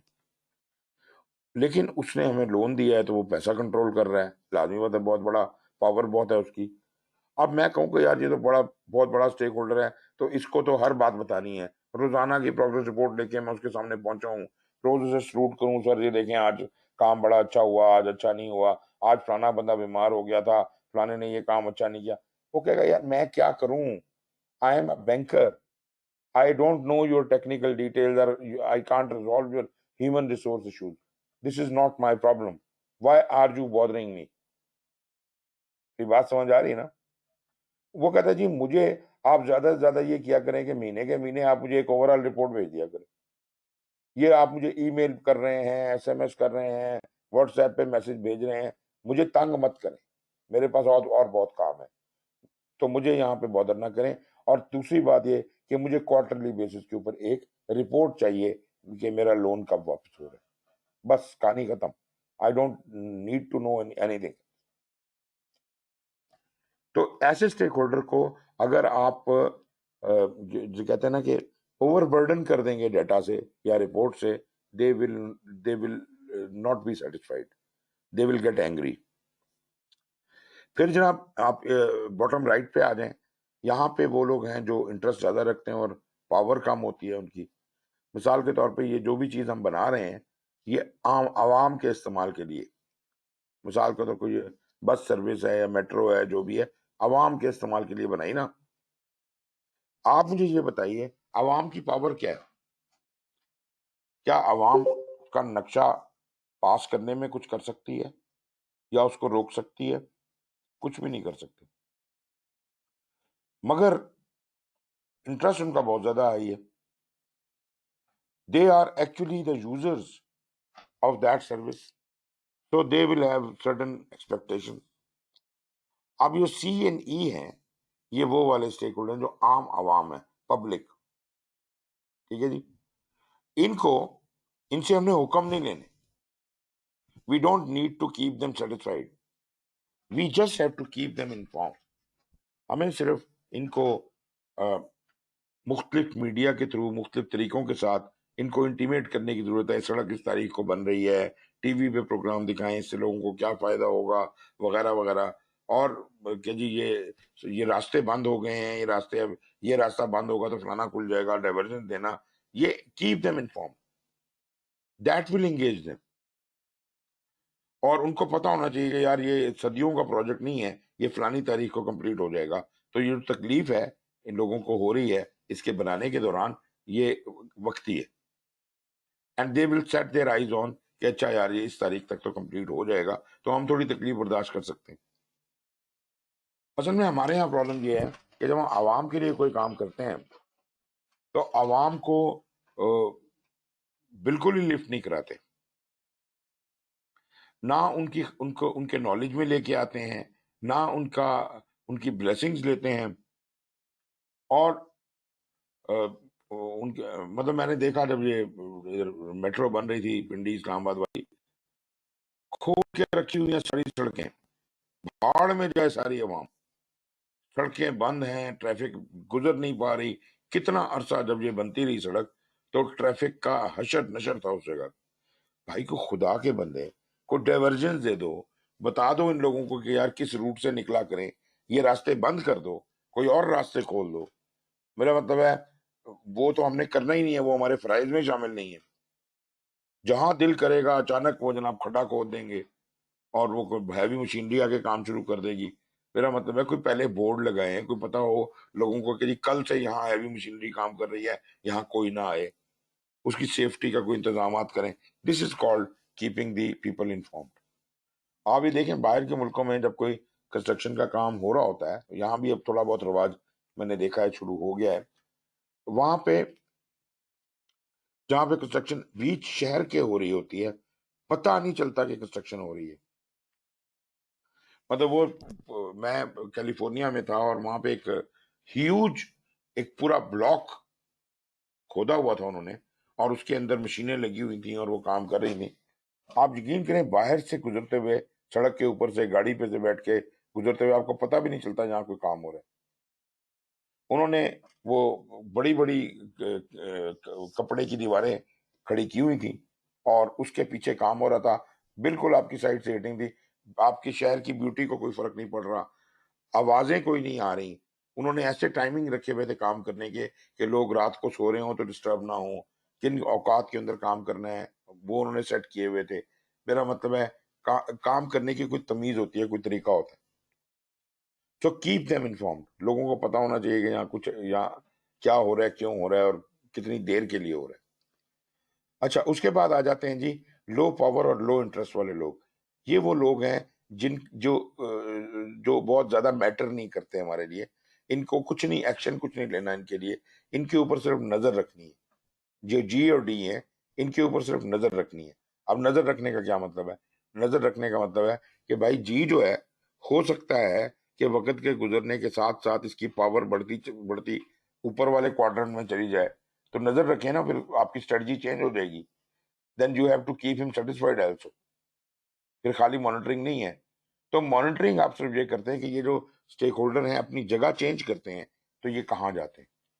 बल्कि एक मुझे एक बड़ा अच्छा तरीका लगता है, और मैंने ये सोचा कि अगर हम हर स्टेक होल्डर का एक पाथ ट्रेस करें कि पहले शुरू में जब आया था ये स्टेक होल्डर, तो ये किस जगह पे था इस क्वाड्रेंट में, और फिर ये कहाँ गया, फिर कहाँ गया, तो हम बाकायदा उसका एक लाइन पाथ बना लें कि ये स्टेक होल्डर ऐसे ऐसे मूव करता हुआ पहले ऊपर के क्वाड्रेंट से दाएं क्वाड्रेंट में चला गया, फिर इधर चला गया, प्रोजेक्ट के एंड तक उसे ट्रेस करें। उन उन स्टेक होल्डर्स के रवैयों का आपको सही तरह से अंदाजा होगा कि किस तरह हमने एक स्टेक होल्डर के साथ स्ट्रेटजीज चेंज की और सारी कार्रवाई की। उसके बाद जनाब, ये तो खैर ये हो गया, और इस तरह स्टेक होल्डर का रजिस्टर मैट्रिक्स बनाया जाता है। इसमें स्टेक होल्डर का नाम लिखा जाता है, स्टेक होल्डर का इंटरेस्ट लिखा जाता है, असेसमेंट ऑफ इट्स इम्पैक्ट, और फिर उसके साथ जो हमने स्ट्रेटजी रखनी है वो इधर लिखी जाती है।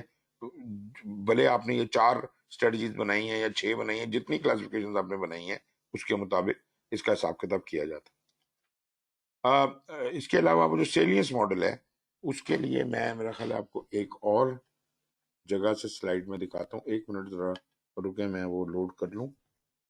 वो बड़ी इंटरेस्टिंग है प्रेजेंटेशन। Just a moment.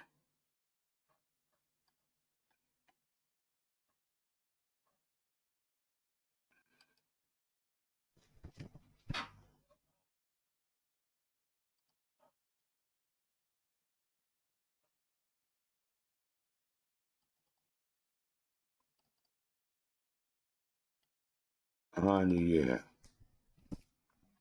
ये मैं आपको अभी दिखा देता हूँ।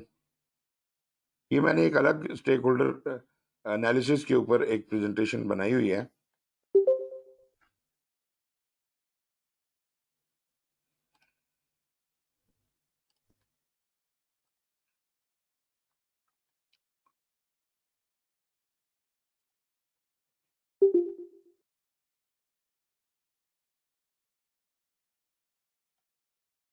ये भी आपको क्या नजर आ रहा है?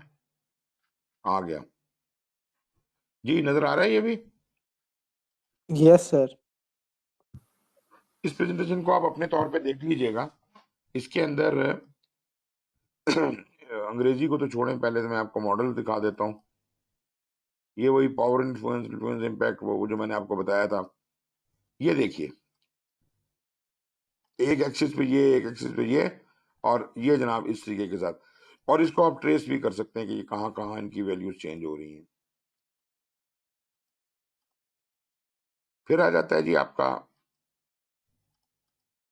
सेलियंस मॉडल। सेलियंस मॉडल जो है, उसके अंदर क्या है कि इसके अंदर तीन, कम से कम तीन डायमेंशन होती हैं। मिसाल के तौर पे पावर, लेजिटिमेसी और अर्जेंसी। चीजें और भी बहुत सी हो सकती हैं, मतलब 8-10 आइटम्स हैं जिनको आप मिला के बना सकते हैं। अगर 3 से ज्यादा हो जाए आप वेटेड एवरेज,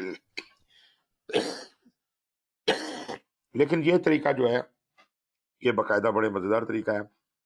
एक एक्सिस के ऊपर लेजिटिमेसी है, एक एक्सिस पे अर्जेंसी है, और एक पे पावर है, और आप 3 एक्सिस के ऊपर बाकायदा इसको प्लॉट कर सकते हैं। इसको 3 तरीके हैं दिखाने के। एक तो ये तरीका है पावर, लेजिटिमेसी और अर्जेंसी, तीन, ये वेन डायग्राम की सूरत में भी आप इसको दिखा सकते हैं।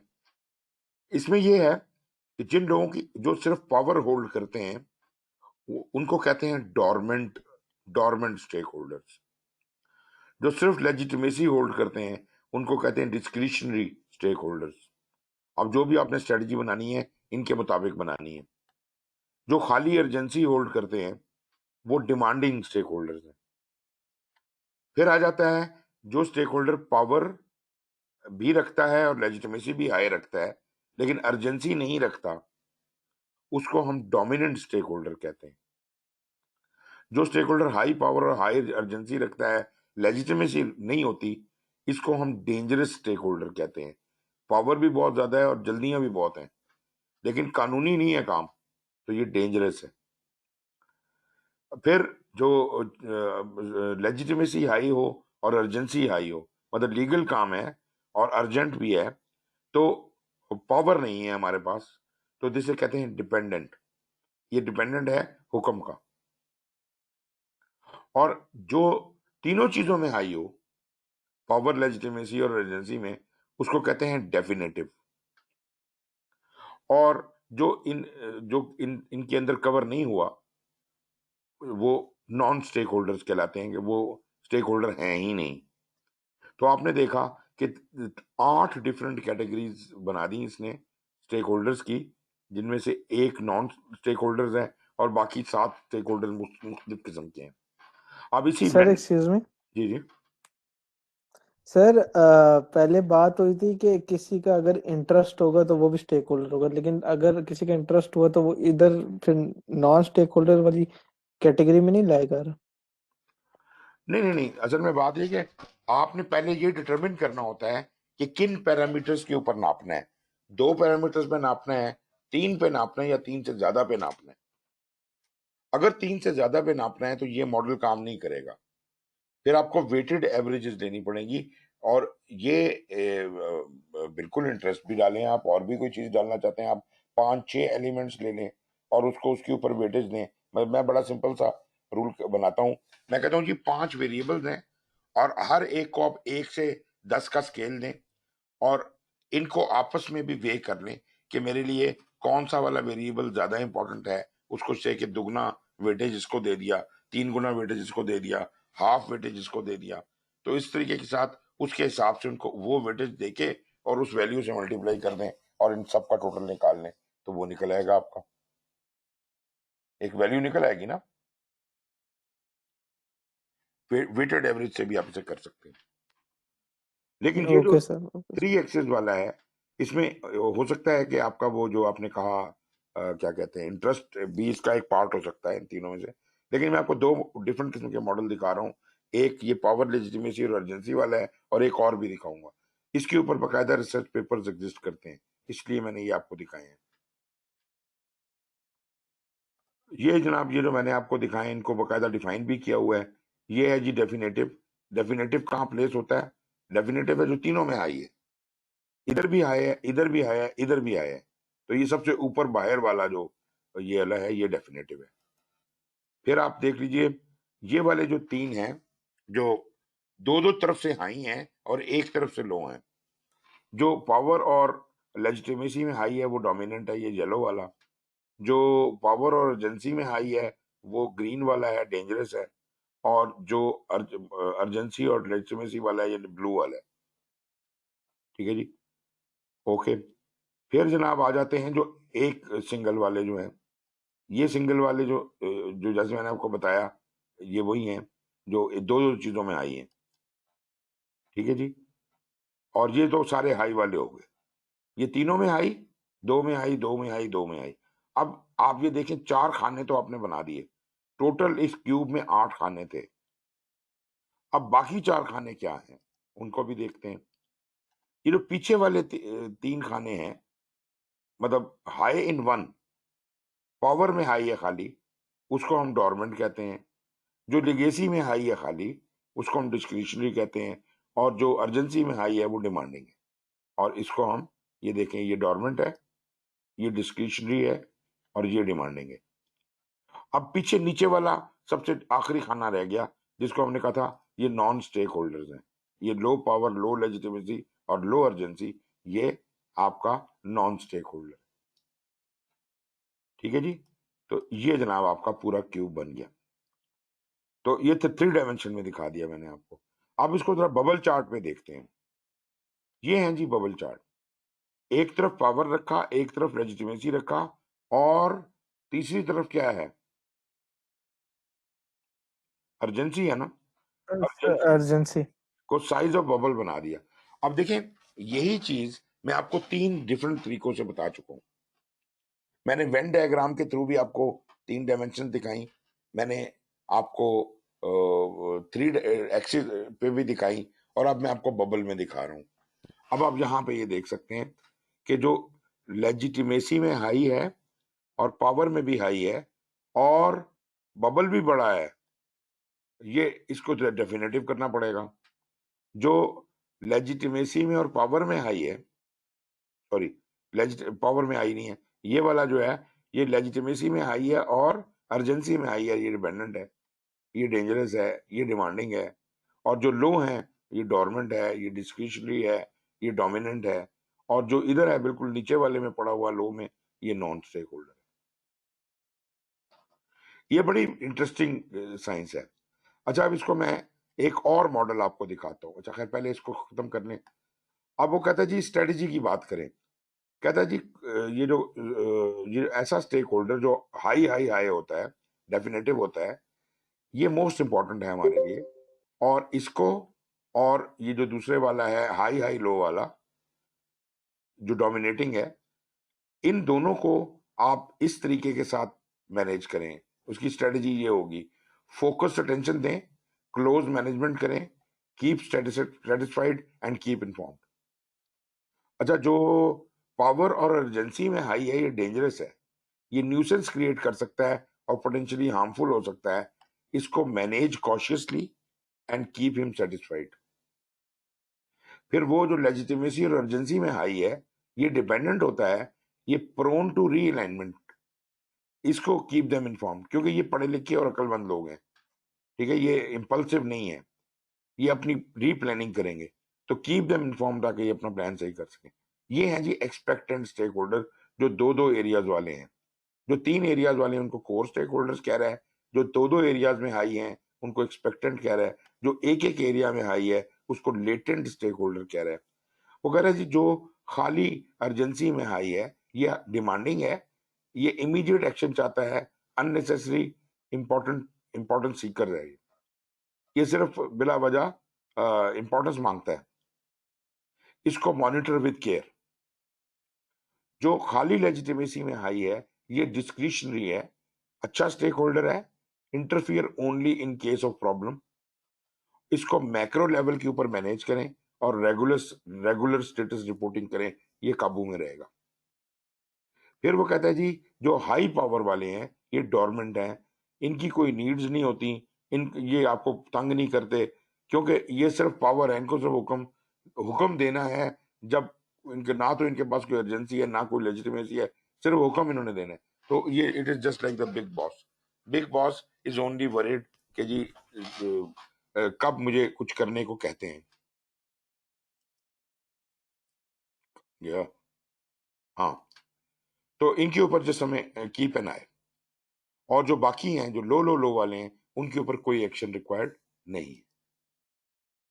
अच्छा, एक और स्टेक होल्डर का क्यूब है जो कि एक रिसर्च पेपर में मैंने देखा था और मुझे काफी पसंद आया। उसमें वो कहता है जी पावर एटीट्यूड और इंटरेस्ट का बनाया हुआ है। जो अभी आपने इंटरेस्ट की बात की ना, तो ये पावर एटीट्यूड और इंटरेस्ट का बनाया हुआ है। इसमें वो ये कहता है कि जो इन तीनों एक्सिस में सबसे हाई है वो सेबटोर है। ठीक है, जिसकी पावर भी ज्यादा है, इंटरेस्ट भी ज्यादा है और एटीट्यूड भी बड़ा है, वो सेबटोर। ठीक है जी। तो सेबटोर क्या होता है? This is a negative attitude, right. फिर वो कहता है जी जो से कि टाइम बॉम्ब कौन सा है? ये टाइम बॉम्ब है जो पावर एटीट्यूड में हाई है, ये भी नेगेटिव है। फिर वो कहता है जी ट्रिप वायर कौन सा है? ट्रिप वायर किधर गया? ये नीचे वाला। ये ट्रिप वायर है which is high in attitude only, ये भी नेगेटिव है। इरिटेंट जो है, irritant is high in interest and attitude, ये इरिटेंट है। ये 4 नेगेटिव हैं और 4 पॉजिटिव हैं। एक्विंटेंस कौन सा है? जो लो लो है, सब चीजों में लो है, ये हमें तंग नहीं करता। जो लो फ्रेंड का है, फ्रेंड फ्रेंड फ्रेंड, ये फ्रेंड है जी। इंटरेस्ट में हाई है खाली, ये हमारा फ्रेंड है, ये पॉजिटिव है। और जो स्लीपिंग जाइंट है वो पावर में हाई है, ये वही वाला जो हमने पहले भी पढ़ा, जो पावर में हाई होता है वो कोई डिमांड ही नहीं करता, तो ये पॉजिटिव है। और सेवियर वो है जो पावर में और इंटरेस्ट में दोनों में हाई होगा, ये हमारा सेवियर है। खैर इसके ऊपर पूरा रिसर्च पेपर उस बंदे ने लिखा हुआ है और उसमें उसने दिखाया हुआ है कि ये किस तरह से ये बिहेव करता है। एनीवेज जी, तो ये चीज एक तो मैंने आपको स्टेक होल्डर एनालिसिस के हवाले से बतानी थी, जो कि आपके इसमें किताब में अवेलेबल नहीं थी।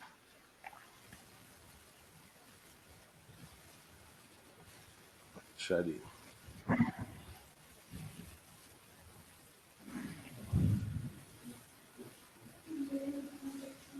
ओके, मैं वापस आता हूँ जी अपनी स्लाइडों के ऊपर। अगला जो प्रोसेस है हमारा वो है प्लान स्टेक होल्डर मैनेजमेंट।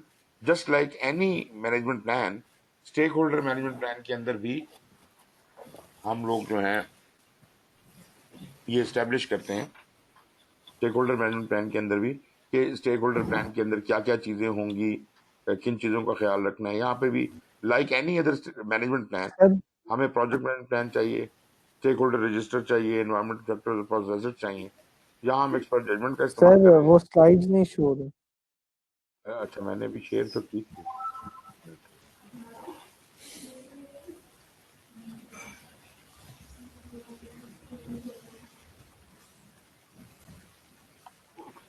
अभी आ रही?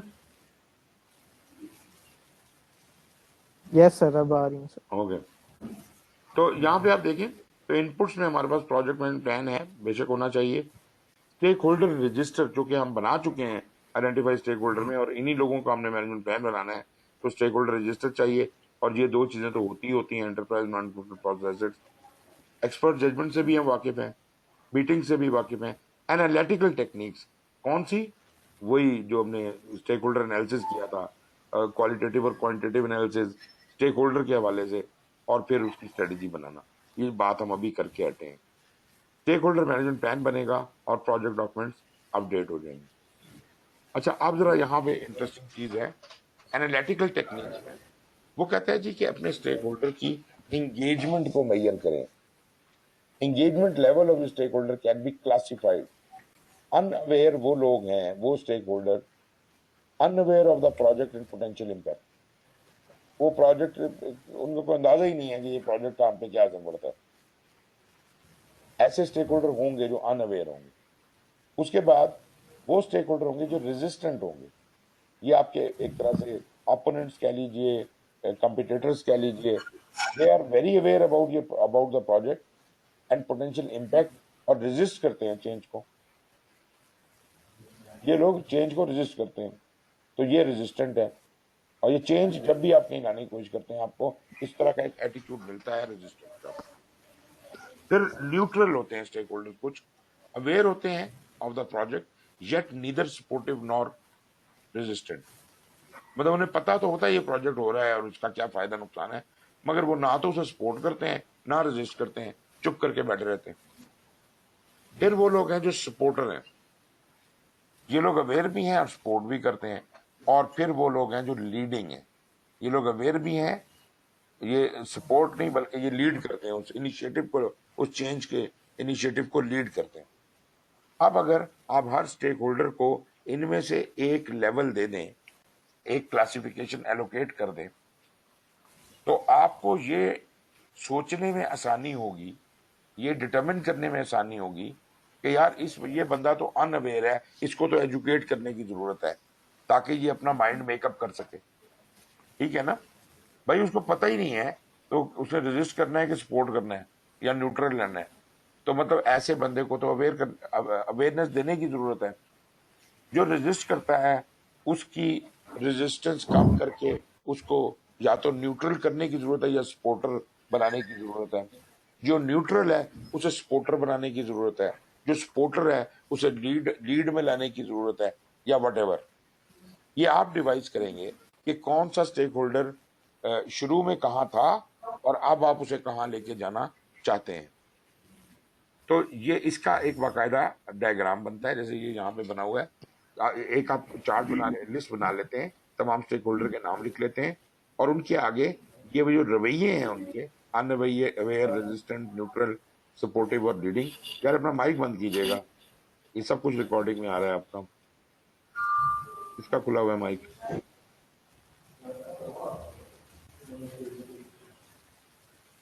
जैद मुगल, काफी देर से आपका माइक खुला हुआ है। अच्छा जी, तो स्टेक होल्डर ये 5 किस्म के रवैये हैं। सी का मतलब है कि ये इसका करंट रवैया है, करंट रवैया।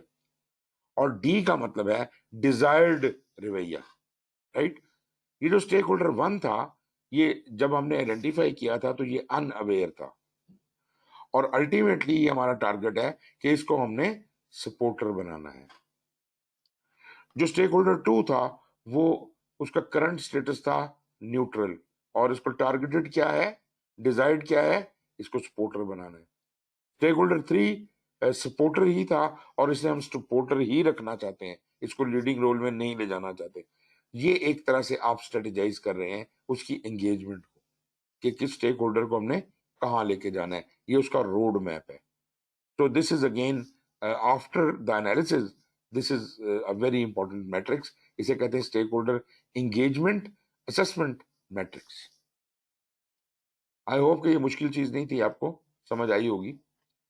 स्टेक होल्डर मैनेजमेंट प्लान में,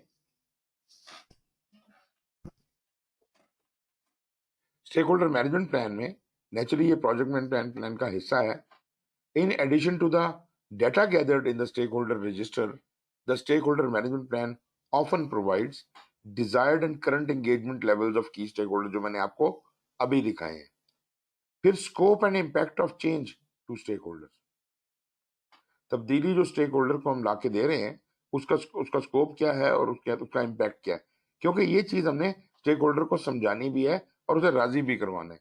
स्टेक होल्डर की चेंज को देख के नाराज ना हो जाए। वो जो रेजिस्ट करते हैं ना, वो लोग होते हैं जो चेंज को एक्सेप्ट नहीं करते। फिर identified interrelationships and potential overlap between stakeholders, stakeholders के दरमियान रिश्ता है, उनकी इंटर रिलेशनशिप्स हो सकती हैं, और उनके साथ हमारा ओवरलैप हो सकता है, या उनकी जो जो एक्सपेक्टेशंस हैं वो ओवरलैपिंग हो सकती हैं। तो फिर हमें उन्हें एक कैटेगरी में रखना चाहिए ताकि हम उनको एक तरह से ट्रीट कर सकें। Stakeholder communication requirements for the current project phase, मतलब हम ये मानते हैं कि हम अपना रवैया बदलते रहेंगे, हम स्टेक होल्डर के साथ जो उसका एनालिसिस होता रहेगा उसके मुताबिक अपना जो स्ट्रेटजी है तब्दील करते रहेंगे।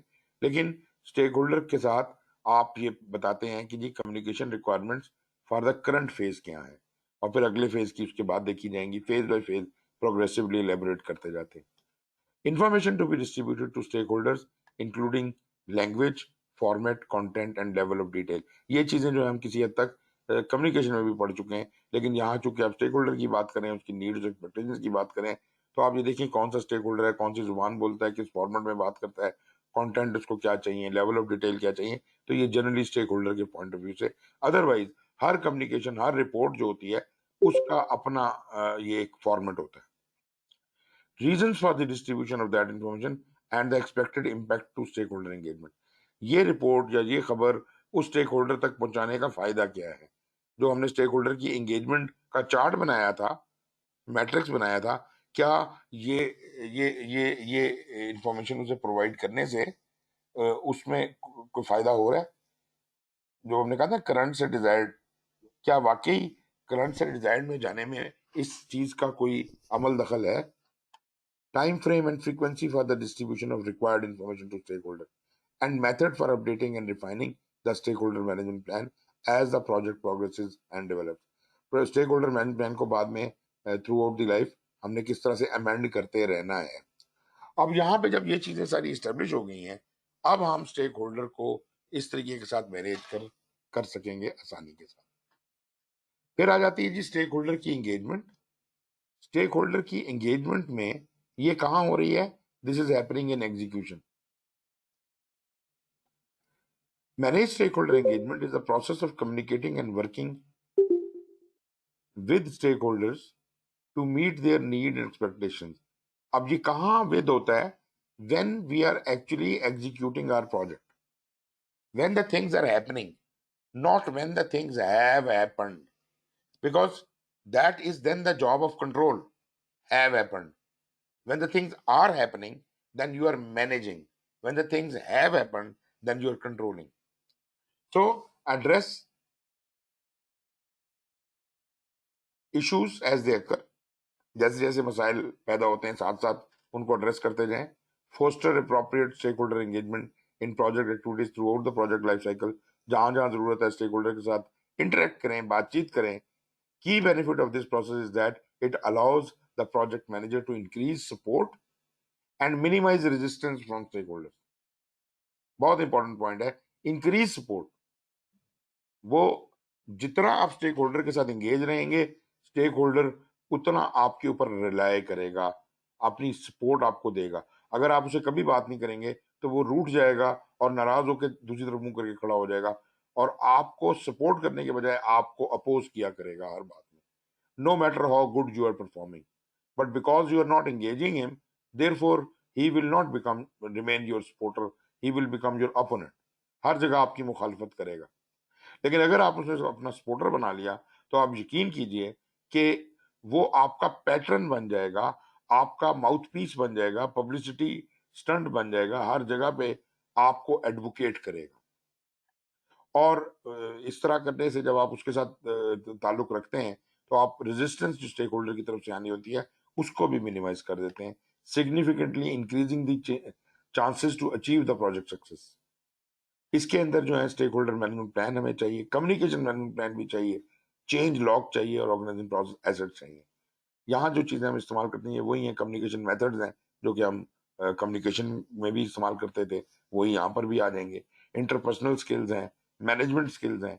तो ये जनरली कुछ मेथड्स हैं और स्किल्स हैं जो यहाँ हम इस्तेमाल करते हैं स्टेक होल्डर को एंगेज करने के लिए। नतीजे में जो इश्यूज आते हैं उनका इशू लॉग बन जाता है। चेंज रिक्वेस्ट अगर कोई बननी है, मतलब कोई जो प्रॉब्लम है, कोई ऐसा मसला है जो स्कोप टाइम कॉस्ट को डिस्टर्ब कर रहा है, तो उसके लिए फिर हमें चेंज रिक्वेस्ट करनी पड़ती है। प्रोजेक्ट मैनेजमेंट प्लान को अपडेट कर किया जाता है, डॉक्यूमेंट्स को, प्रोसेस एसेट्स को, ये सब कुछ हम यहाँ स्टेक होल्डर एंगेजमेंट से करते हैं। Stakeholder engagement involves activities such as engaging stakeholders at appropriate project stages to obtain or confirm their continued commitment to success of the project। ये बात है ना कि आपने स्टेक होल्डर्स के साथ मीटिंग्स, ताल्लुकात कायम रखने हैं ताकि हम ये इस्टेब्लिश कर सकें कि ये जो स्टेक होल्डर्स हैं ये हमारे साथ आगे भी चलेंगे, ख्वाहिशमंद हैं। उनकी उस ख्वाहिश को जगा के रखना है आपने उसको बिल्कुल मादूम नहीं कर देना या गायब नहीं कर देना, उनको उनके साथ ताल्लुक को जिंदा रखना है। Managing stakeholder expectation through negotiation and communication, ensuring project goals are achieved, addressing potential concerns that have not yet become issues, जो चीजें अभी issues नहीं बने और मतलब अभी सिर्फ कंसर्न्स हैं, मतलब उनको ठीक किया जा सकता है, तो उसको इशू बनने से पहले पहले रिजॉल्व कर लें। And anticipating future problems that may be raised by stakeholders, such concerns need to be identified and discussed as soon as possible to assess associated project risks and clarifying and resolving issues that have been identified। जो management skills हैं उसमें project manager को ये चीजें आनी चाहिए, facilitate consensus toward project objectives, मतलब सारे स्टेक होल्डर्स के दरमियान एक कंसेंसस बिल्ड करने की कोशिश करें। ऑल्दो हो नहीं सकता 100%, लेकिन वो जैसे हम पहले भी बात करते हैं कि एग्री टू डिसएग्री, मतलब सारे स्टेक होल्डर्स जो हैं उनके साथ इस तरह से ताल्लुक कायम किया जाए, उनको समझाया जाए कि अच्छा अगर आपकी बात नहीं भी मानी जा रही तो कम अज कम आपके इल्म में लाया जा रहा है कि हम काम ऐसे करेंगे क्योंकि मेजोरिटी ये कह रही है। ठीक है जी, आपका पॉइंट हमने नोट कर लिया, लेकिन एट द सेम टाइम काम ऐसे नहीं होगा जैसे आप चाहते हैं, बल्कि जो सही जिस तरीके से करना है उस तरह से उन्हें ब्रीफ कर दें, तो कम से कम उनकी एक्सपेक्टेशन सही जगह पे आ जाती हैं। Influence people to support the project, negotiate agreements to satisfy the project needs, and modify organizational behavior to accept the project outcomes. आप ऑर्गेनाइजेशन के बिहेवियर को भी मॉडिफाई करने की कोशिश करते हैं इसके साथ। So this is all happening while we are in execution. जब आप आ जाते हैं कंट्रोल के अंदर, तो कंट्रोल में we are basically dealing with process of monitoring overall project stakeholder relationships and adjusting strategies and plans for engaging stakeholders. Key benefit of the process is that it will maintain or increase the efficiency and effectiveness of stakeholder engagement activities as the project evolves and its environment changes. एक बात ध्यान में रखिए, ये वो वक्त है कि जो होना था एग्जीक्यूशन में वो हो गया है, उसका जो रिजल्ट है उसको हम यहाँ एनालाइज कर रहे हैं और देख रहे हैं कि how well did the stakeholder engagement go, and if there is something which can be corrected, उसको हम करेक्ट करते हैं। मतलब एक तरह से हम उसका पोस्टमार्टम कर रहे हैं कि जो कुछ भी हो चुका है अब तक, उसके अंदर स्टेक होल्डर एंगेजमेंट कैसी रही, और अगर अच्छी नहीं रही तो हमें क्या क्या चीजें चेंज करने की जरूरत है। तो चेंज रिक्वेस्ट के थ्रू हम चेंज रिक्वेस्ट कर सकते, चेंज कर ला सकते हैं अगर वो स्कोप, टाइम या कॉस्ट को इम्पैक्ट कर रही हो। तो यहाँ पे जिस तरह बाकी सारे कंट्रोल होते हैं, प्रोजेक्ट मैनेजमेंट प्लान हमारे पास है, इश्यूज हमारे पास मौजूद हैं, वर्क परफॉर्मेंस डाटा एग्जीक्यूशन से आ जाता है हमारे पास कि क्या हुआ है, वर्क परफॉर्मेंस डाटा हमें ये बता रहा है, और प्रोजेक्ट डॉक्यूमेंट्स जो हैं वो हमें बता रहे हैं कि जी कौन कौन से चीजें हमने बनाई थी। यहाँ इंफॉर्मेशन मैनेजमेंट सिस्टम्स हैं, एक्सपर्ट जजमेंट है और मीटिंग्स हैं, और इसके थ्रू ये वाला एनालिसिस करके हम इससे निकालते हैं वर्क परफॉर्मेंस इंफॉर्मेशन कि स्टेक होल्डर एंगेजमेंट कैसी होनी चाहिए थी, कैसे हुई है और क्या फर्क आया है। जो हुई है वो तो वर्क परफॉर्मेंस इंफॉर्मेशन की सूरत बन गई और वो तो चली गई monitor and control project work को। अगर कोई चेंज रिक्वेस्ट का सवाल बनता है तो चेंज रिक्वेस्ट जहां से भी मूव कर सकते हैं। याद रहे कि हम एग्जीक्यूशन से भी चेंज रिक्वेस्ट कर सकते थे, वो जो हमने कहा था ना कि मैनेज स्टेक होल्डर एंगेजमेंट, तो यहाँ पर भी हम चेंज रिक्वेस्ट कर सकते हैं, वहां पर भी कर सकते हैं, और project management plan, project documents और प्रोजेक्ट ऑर्गेनाइजेशन प्रोसेस एसेट्स जो हैं वो इसकी सूरत में अपडेट हो जाते हैं। इंफॉर्मेशन मैनेजमेंट सिस्टम की जो बात इसमें यहाँ पर भी की है और स्टेक वहां पर भी हमने पढ़ा था जब हमने इंटीग्रेशन पढ़ा था। तो information management system provides a standard tool for the project manager to capture, store and distribute information to stakeholders about project cost, schedule, performance वगैरह। वो उसका कोई ऑटोमेटेड टूल होगा। It also allows the project manager to consolidate reports from several systems and facilitate report distribution to project stakeholder. आपने देखा होगा अक्सर organisation में एक वर्क फ्लो सिस्टम सॉफ्टवेयर पे चल रहा होता है, तो ये उस तरह की चीज है, प्रोजेक्ट मैनेजमेंट इंफॉर्मेशन सिस्टम या इंफॉर्मेशन मैनेजमेंट सिस्टम कह दें। Examples of distribution formats may include table reporting, spreadsheet analysis and presentations. Graphical capabilities can be used to create visual representations of project performance information वगैरह। So this brings us to the end of the stakeholder। छोटा सा chapter था, हमने Aldous देर से शुरू किया लेकिन हमने इसको मुकम्मल कर लिया। कोई क्वेश्चन हो तो बताइए जी। सर एक रिक्वेस्ट थी सर। जी बोलिए। सर आपकी सर लास्ट क्लास कब है? आज आखिरी है ना सर इसके बाद आप हमारी क्लास नहीं लेंगे? इसके बाद पेपर ही लेंगे, फाइनल एग्जाम ही होगा जब मैं आऊंगा। सर अगर आप वो एक्सप्लेन एक दफा वो जो पहले वाला वो जिसकी हमने शुरू में भी वो थी उसे अभी एक दफा सर 10 मिनट्स में एक्सप्लेन कर देंगे। यार वो तो वो पूरा रिकॉर्ड जो आपके पास ही है, वो पहले का भी ठीक है ठीक है ठीक। उसे देख लें। और कोई बात, कोई छोटी मोटी बात है तो बताएं, ये तो बड़ा लंबा लेसन है। एमएस प्रोजेक्ट जो है आप कह रहे थे वो होगा? कौन सा जी? एमएस प्रोजेक्ट और वो प्राइमरी जो भी था। हाँ होगा ना, हम तो आपकी अगली 2 क्लासेस उसकी हैं। ठीक है अभी सर, नहीं, अभी एक मेरा ख्याल है आपकी खुर्रम की है, प्रोक्योरमेंट शायद उन्होंने पढ़ाना है आपको। ठीक है, ठीक है अब सर। उसके बाद दो क्लासें आपकी एमएस प्रोजेक्ट की और उसकी हैं, मतलब अगले हफ्ते वो होंगी। आज मंडे है ना, ट्यूसडे को खुर्रम की होगी, फिर अगले मंडे ट्यूसडे को आपकी ये होंगी। वो देख लीजिए स्केड्यूल में जो कुछ भी लिखा हुआ है और फिर हाँ आपका सर। एग्जाम होगा। अच्छा जनाब, आज की तो पूरी तारीख के अंदर सिर्फ अगर कोई बातचीत हुई है तो नुमान से हुई है, बाकी तो किसी ने कोई बात नहीं की। तो किधर हैं आप लोग? कोई मतलब आखिरी सेशन में कोई बोलने, किसी ने बोलना है तो। अब्दुल्ला मुदस्सर, अब्दुल्ला, सफर, आदिल, रहमान, आतिफ अलियास, मोहम्मद अबू बकर, एजाजुल हक, नुमान तो खैर बोल रहे थे, जैद मुगल, इन्होंने माइक अपना। नहीं sir, sir everything is very much fine and clear. वो इसलिए कोई क्वेश्चन अभी तक नहीं जहन में आया। अच्छा चलें सर देख लें, अभी आपका डिप्लोमा खत्म हो रहा है और आप ये थोड़ा सा टाइम है, अगर कोई क्वेश्चन वगैरह हैं तो कर लीजिए, या फिर कोई और टाइम निकाल लेंगे अगर आप कहेंगे तो। मेरी तरफ से तो जी कंप्लीट हो गया, जो कुछ मैंने आपको करवाना था सारी चीजें हमने कंप्लीट कर ली हैं। जी जनाब।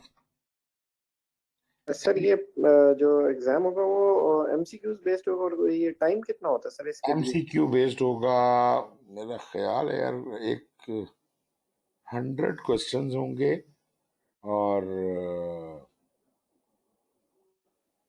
आई डोंट नो कितना टाइम था।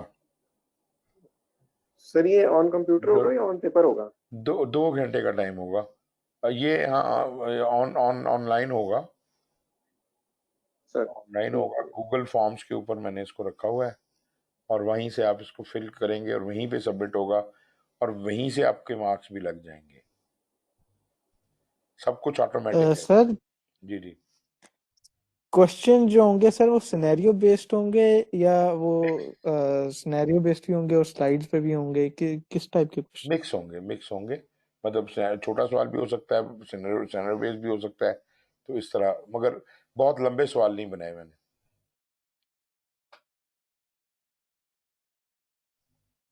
वैसे नॉर्मली 1 मिनट होता है पर क्वेश्चन, एक से 1.25 मिनट, लेकिन आपको काफी ज्यादा टाइम मिल जाएगा, आपको 2 घंटे मिल जाएंगे। तो जो भी एग्जाम का डेट होगा ना, तो क्लास तो 6 से 9 ही होगी, लेकिन 6 बजे आप आ जाएंगे, 6:30 बजे पेपर शुरू होगा, 8:30 बजे तक, और फिर आखिर में क्लोजिंग रिमार्क्स वगैरह हो जाएंगे आधा घंटा। अगर ये क्लास ना हुई और घर से हुआ तो भी आप इसी तरह से लॉगिन हो जाएंगे और मैं आपको ऑन करा दूंगा और 6:30 बजे मैं आपको पेपर शुरू करने को कहूँगा और 8:30 बजे जब आप पेपर ख़त्म करेंगे मैं कंफर्म करूंगा कि सबके पेपर मुझे रिसीव हो गए हैं और मैं फिर आपको 9 बजे फारिग कर दूंगा। ये फाइनल एग्ज़ाम की डेट की बात कर रहा हूँ।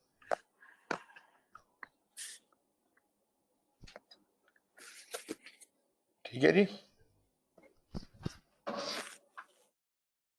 ठीक है सर। और कोई क्वेश्चन, कोई और बातचीत? कोई कमेंट ही दे जाओ यार जाते जाते। सर नहीं सर, बड़ा अच्छा डिप्लोमा था और सर आपने बहुत अच्छा समझाया सर। काफी कुछ सीखने को मिला है सर। नहीं सर, लेक्चर्स बहुत अच्छे थे और काफी एक चीज हमने मिस की है कि वो ऑन कैंपस क्लासेस हमने मिस की, लेकिन ऑनलाइन क्लासेस का मेरा पहला एक्सपीरियंस है और it was a good experience. और आपकी काफी मतलब मेरा खैर मुझे ऑनलाइन क्लास का इतना एक्सपीरियंस नहीं था, लेकिन मुझे कोई मुश्किल नहीं हुई इसमें मुश्किल नहीं होती, आपसे। और थोड़ा सा ही फर्क होता है, वो जो एक इंटरेक्शन होता है ना। अब मुझे प्रॉब्लम ज्यादातर ये होती है कि अब जैसे आज के सारे दिन में सिवाय मेरा ख्याल है नुमान के अलावा किसी ने बात नहीं की, क्लास में बैठा होता ना तो मैं ये इंश्योर करता कि ये ना हो, बट एनीवेज जैसा भी है मैसेज तो कन्वे हो रहा है ना। सर बिल्कुल हो रहा जी सर, काफ़ी अच्छा आपने पढ़ाया सर। मेरा बिल्कुल भी कोई इंटरेस्ट नहीं था, मतलब प्रोजेक्ट मैनेजमेंट वाली साइड पे ना, मतलब इससे पहले हाँ ना सर, मुझे कुछ शौक था वगैरह था यार, ये बड़ा वखरा सा काम है, कौन करे समथिंग लाइक दैट ना। लेकिन फिर क्योंकि मेरे दोनों क्लास वाले थे, बकर और नुमान, तो इन्होंने कहा कि चलो चलते हैं, तो अच्छा मैं कहा अच्छा, चलो आ जाते हैं। तो लेकिन चलो अच्छा डिसीजन था। हमने बिल्कुल एंड टाइम पे सर, लिटरली 40 मिनट्स पहले ना, मतलब रजिस्ट्रेशन बंद होने से पहले हम तीनों ने रजिस्टर किया था इकट्ठे बैठे हुए। तो अच्छा अच्छा। आई गेस काफी अच्छा डिसीजन था ये, हम्म, स्पॉन्टेनियस था, लेकिन ये मेरे ख्याल से अच्छा डिसीजन था काफी। नहीं बहुत और बहुत अच्छा, बहुत सी वो चीजें। बात फिर वही रह जाती है कि ऑन कैंपस अगर होता तो और बेहतर होता सर। टी ब्रेक भी बड़ी मिस की हमने लेकिन ये बात तो है, ओवरऑल सर काफी अच्छा था। बिल्कुल बिल्कुल। चलेंगे, हम प्लान कर रहे हैं अभी अगले में डिप्लोमा नेक्स्ट भी स्टार्ट करने की बात कर रहे हैं, और एक नया डिप्लोमा भी हम स्टार्ट कर रहे हैं। अ, मैंने अपने लिंक्डइन पे पोस्ट किया था, उसके ऊपर भी डिसीजन नहीं हुआ, लेकिन एक नया डिप्लोमा हम स्टार्ट कर रहे हैं। आई मीन वो है SOPM। मुझे भी एग्जैक्टली याद नहीं है, मैं पोस्ट कर दूंगा आपके व्हाट्सएप ग्रुप के ऊपर, उससे आपको अंदाजा हो जाएगा। सर वो एजाइल के बेस, एजाइल एजाइल भी है प्रोजेक्ट उसके अंदर, मैनेजमेंट। और स्केजुलिंग और रिस्क के ऊपर फोकस्ड है। Scheduling, risk and estimation in agile projects. अच्छा सर, एक और चीज पूछनी थी। ये जिस दिन एग्जाम होता है, फॉर एग्जांपल अगर कोई उस दिन ऑफिशियल कमिटमेंट्स की वजह से कहीं मसरूफ हो जाता है, तो सर वो कोई नेक्स्ट डेट में किसी तरीके से प्लान हो सकता है सर? आप उमैर को बता दीजिएगा, हम कर तो सर सकते हैं, कोशिश करें कि सर पेपर एक ही टाइम पे हम सब दे दें, लेकिन अगर नहीं हुआ तो मैं आपका बाद में भी एंटरटेन कर लूंगा। मगर ये कि आप ठीक हो गया। उमैर को जरूर बताइए कि कौन कौन लोग जी हैं जी जो सर। अपीयर नहीं हो सकते। सर ठीक हो गया सर। ठीक है ना, मेरा मतलब है। सर आवाज आ रही है? हाँ जी, हाँ जी। सर मैंने क्या था, सॉरी माइक ऑन रह गया था असल में, ये मुझे माइक ऑफ शो कर रहा था। अच्छा, और हाँ, और आवाज जा रही थी, और अभी भी यानी काफी देर से मैं जब अनम्यूट कर रहा था तो अनम्यूट नहीं हो रहा था। वो तो मैंने म्यूट कर दिया ना आपको, मैंने यहाँ से, उसके बाद भी फिर आप नहीं कुछ कर सकते। नहीं, उसके बावजूद यानी जब आपने अनम्यूट किया था उसके फिर भी आवाज नहीं आ रही थी। अच्छा अच्छा ऐसे मैं कह था कि पढ़ने में काफी अच्छा लगा। अच्छा, असल में किस्मत ऐसी थी कि यहाँ मैं पीडीसी में पढ़ रहा था, और मेरा कोर्स के साथ ही यानी सीक्स में भी साथ साथ मुझे प्रोजेक्ट मैनेजमेंट से रिलेटेड कोर्स पढ़ा रहे थे। अच्छा, तो गुड गुड। क्लियर डिफरेंस नजर आ रहा था वो वहाँ सीक्स में पढ़ाने में और यहाँ पढ़ाने में। अच्छा, तो यहाँ पे काफी बेहतर था और काफी अच्छा लग रहा था। सिक्स में क्या वो वहाँ क्या पढ़ा रहे थे, टॉपिक क्या था उसका? इलेक्ट्रिकल इंजीनियरिंग में बीएस कर रहा हूँ, तो अच्छा अच्छा उसमें सेकंड लास्ट सेमेस्टर में कोर्स है हाँ प्रोजेक्ट हाँ, मैनेजमेंट का। अच्छा, वंडरफुल। बस तो वो ये लोग 2 क्रेडिट ऑफ कोर्स है। PMBOK को फॉलो कर रहे हैं? कुछ कुछ कुछ कुछ, अच्छा, वो मिक्स मिक्स एंड मैच यानी करते होंगे ना। और जी इसी तरह। नहीं नहीं, आप तो आलम फाजल हो गए ना जनाब, आपको तो ज्यादा बेहतर समझ आ अ, गया। जी जी अल्हम्दुलिल्लाह काफी अच्छी समझ आई है। हाँ बिल्कुल। अगर आप लोगों को मूड हुआ तो अगले वाले में, अगर SOPM का शुरू होता है तो उसमें आइएगा, उसमें आप एंजॉय करेंगे, क्योंकि एजाइल की तो ज्यादा बातें नहीं की ना हमने, उसमें हम जी स्पेसिफिकली एजाइल के ऊपर और थोड़ा एडवांस लेवल पे बात करेंगे, प्रोजेक्ट कैसे होते हैं एजाइल के, और खास तौर पे इंजीनियरिंग प्रोजेक्ट्स जो हैं उनके अंदर स्केजुलिंग, एस्टिमेशन और रिस्क को कैसे मैनेज किया जाता है। सर वो 4 मंथ्स के। जरूर सर, हाँ, नेक्स्ट उसमें हम आएंगे। वो भी 4 मंथ का होगा। अभी सजेशन है, अभी तक अप्रूव नहीं हुआ। मैंने तो उनको एक ये भी अप्रूवल दिया था और एक दिया था उसका, क्या कहते हैं, एडवांस डिप्लोमा इन, वो जो होती है ना हाई लेवल की पोर्टफोलियो प्रोग्राम प्रोजेक्ट मैनेजमेंट, उस लेवल पे। लेकिन वो एग्जेक्टिव्स के लिए होगा सिर्फ, सीनियर पीपल के लिए।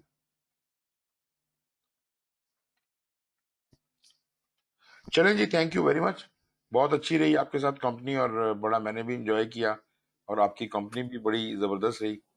इंशाल्लाह पेपर शेपर वाले दिन मिलेंगे और उसके बाद भी कांटेक्ट में रहिएगा। आप लोगों का व्हाट्सएप ग्रुप बना हुआ है, मैं उसमें भी आप लोग इसको रखिएगा। इंशाल्लाह कम्युनिकेशन उधर भी चलती रहेगी हमारी। इंशाल्लाह इंशाल्लाह सर, इंशाल्लाह। इंशाल्लाह सर, थैंक यू। इंशाल्लाह। चलें जी, thank you very much and take care. खुदा हाफिज। राइट सर, अल्लाह हाफिज़।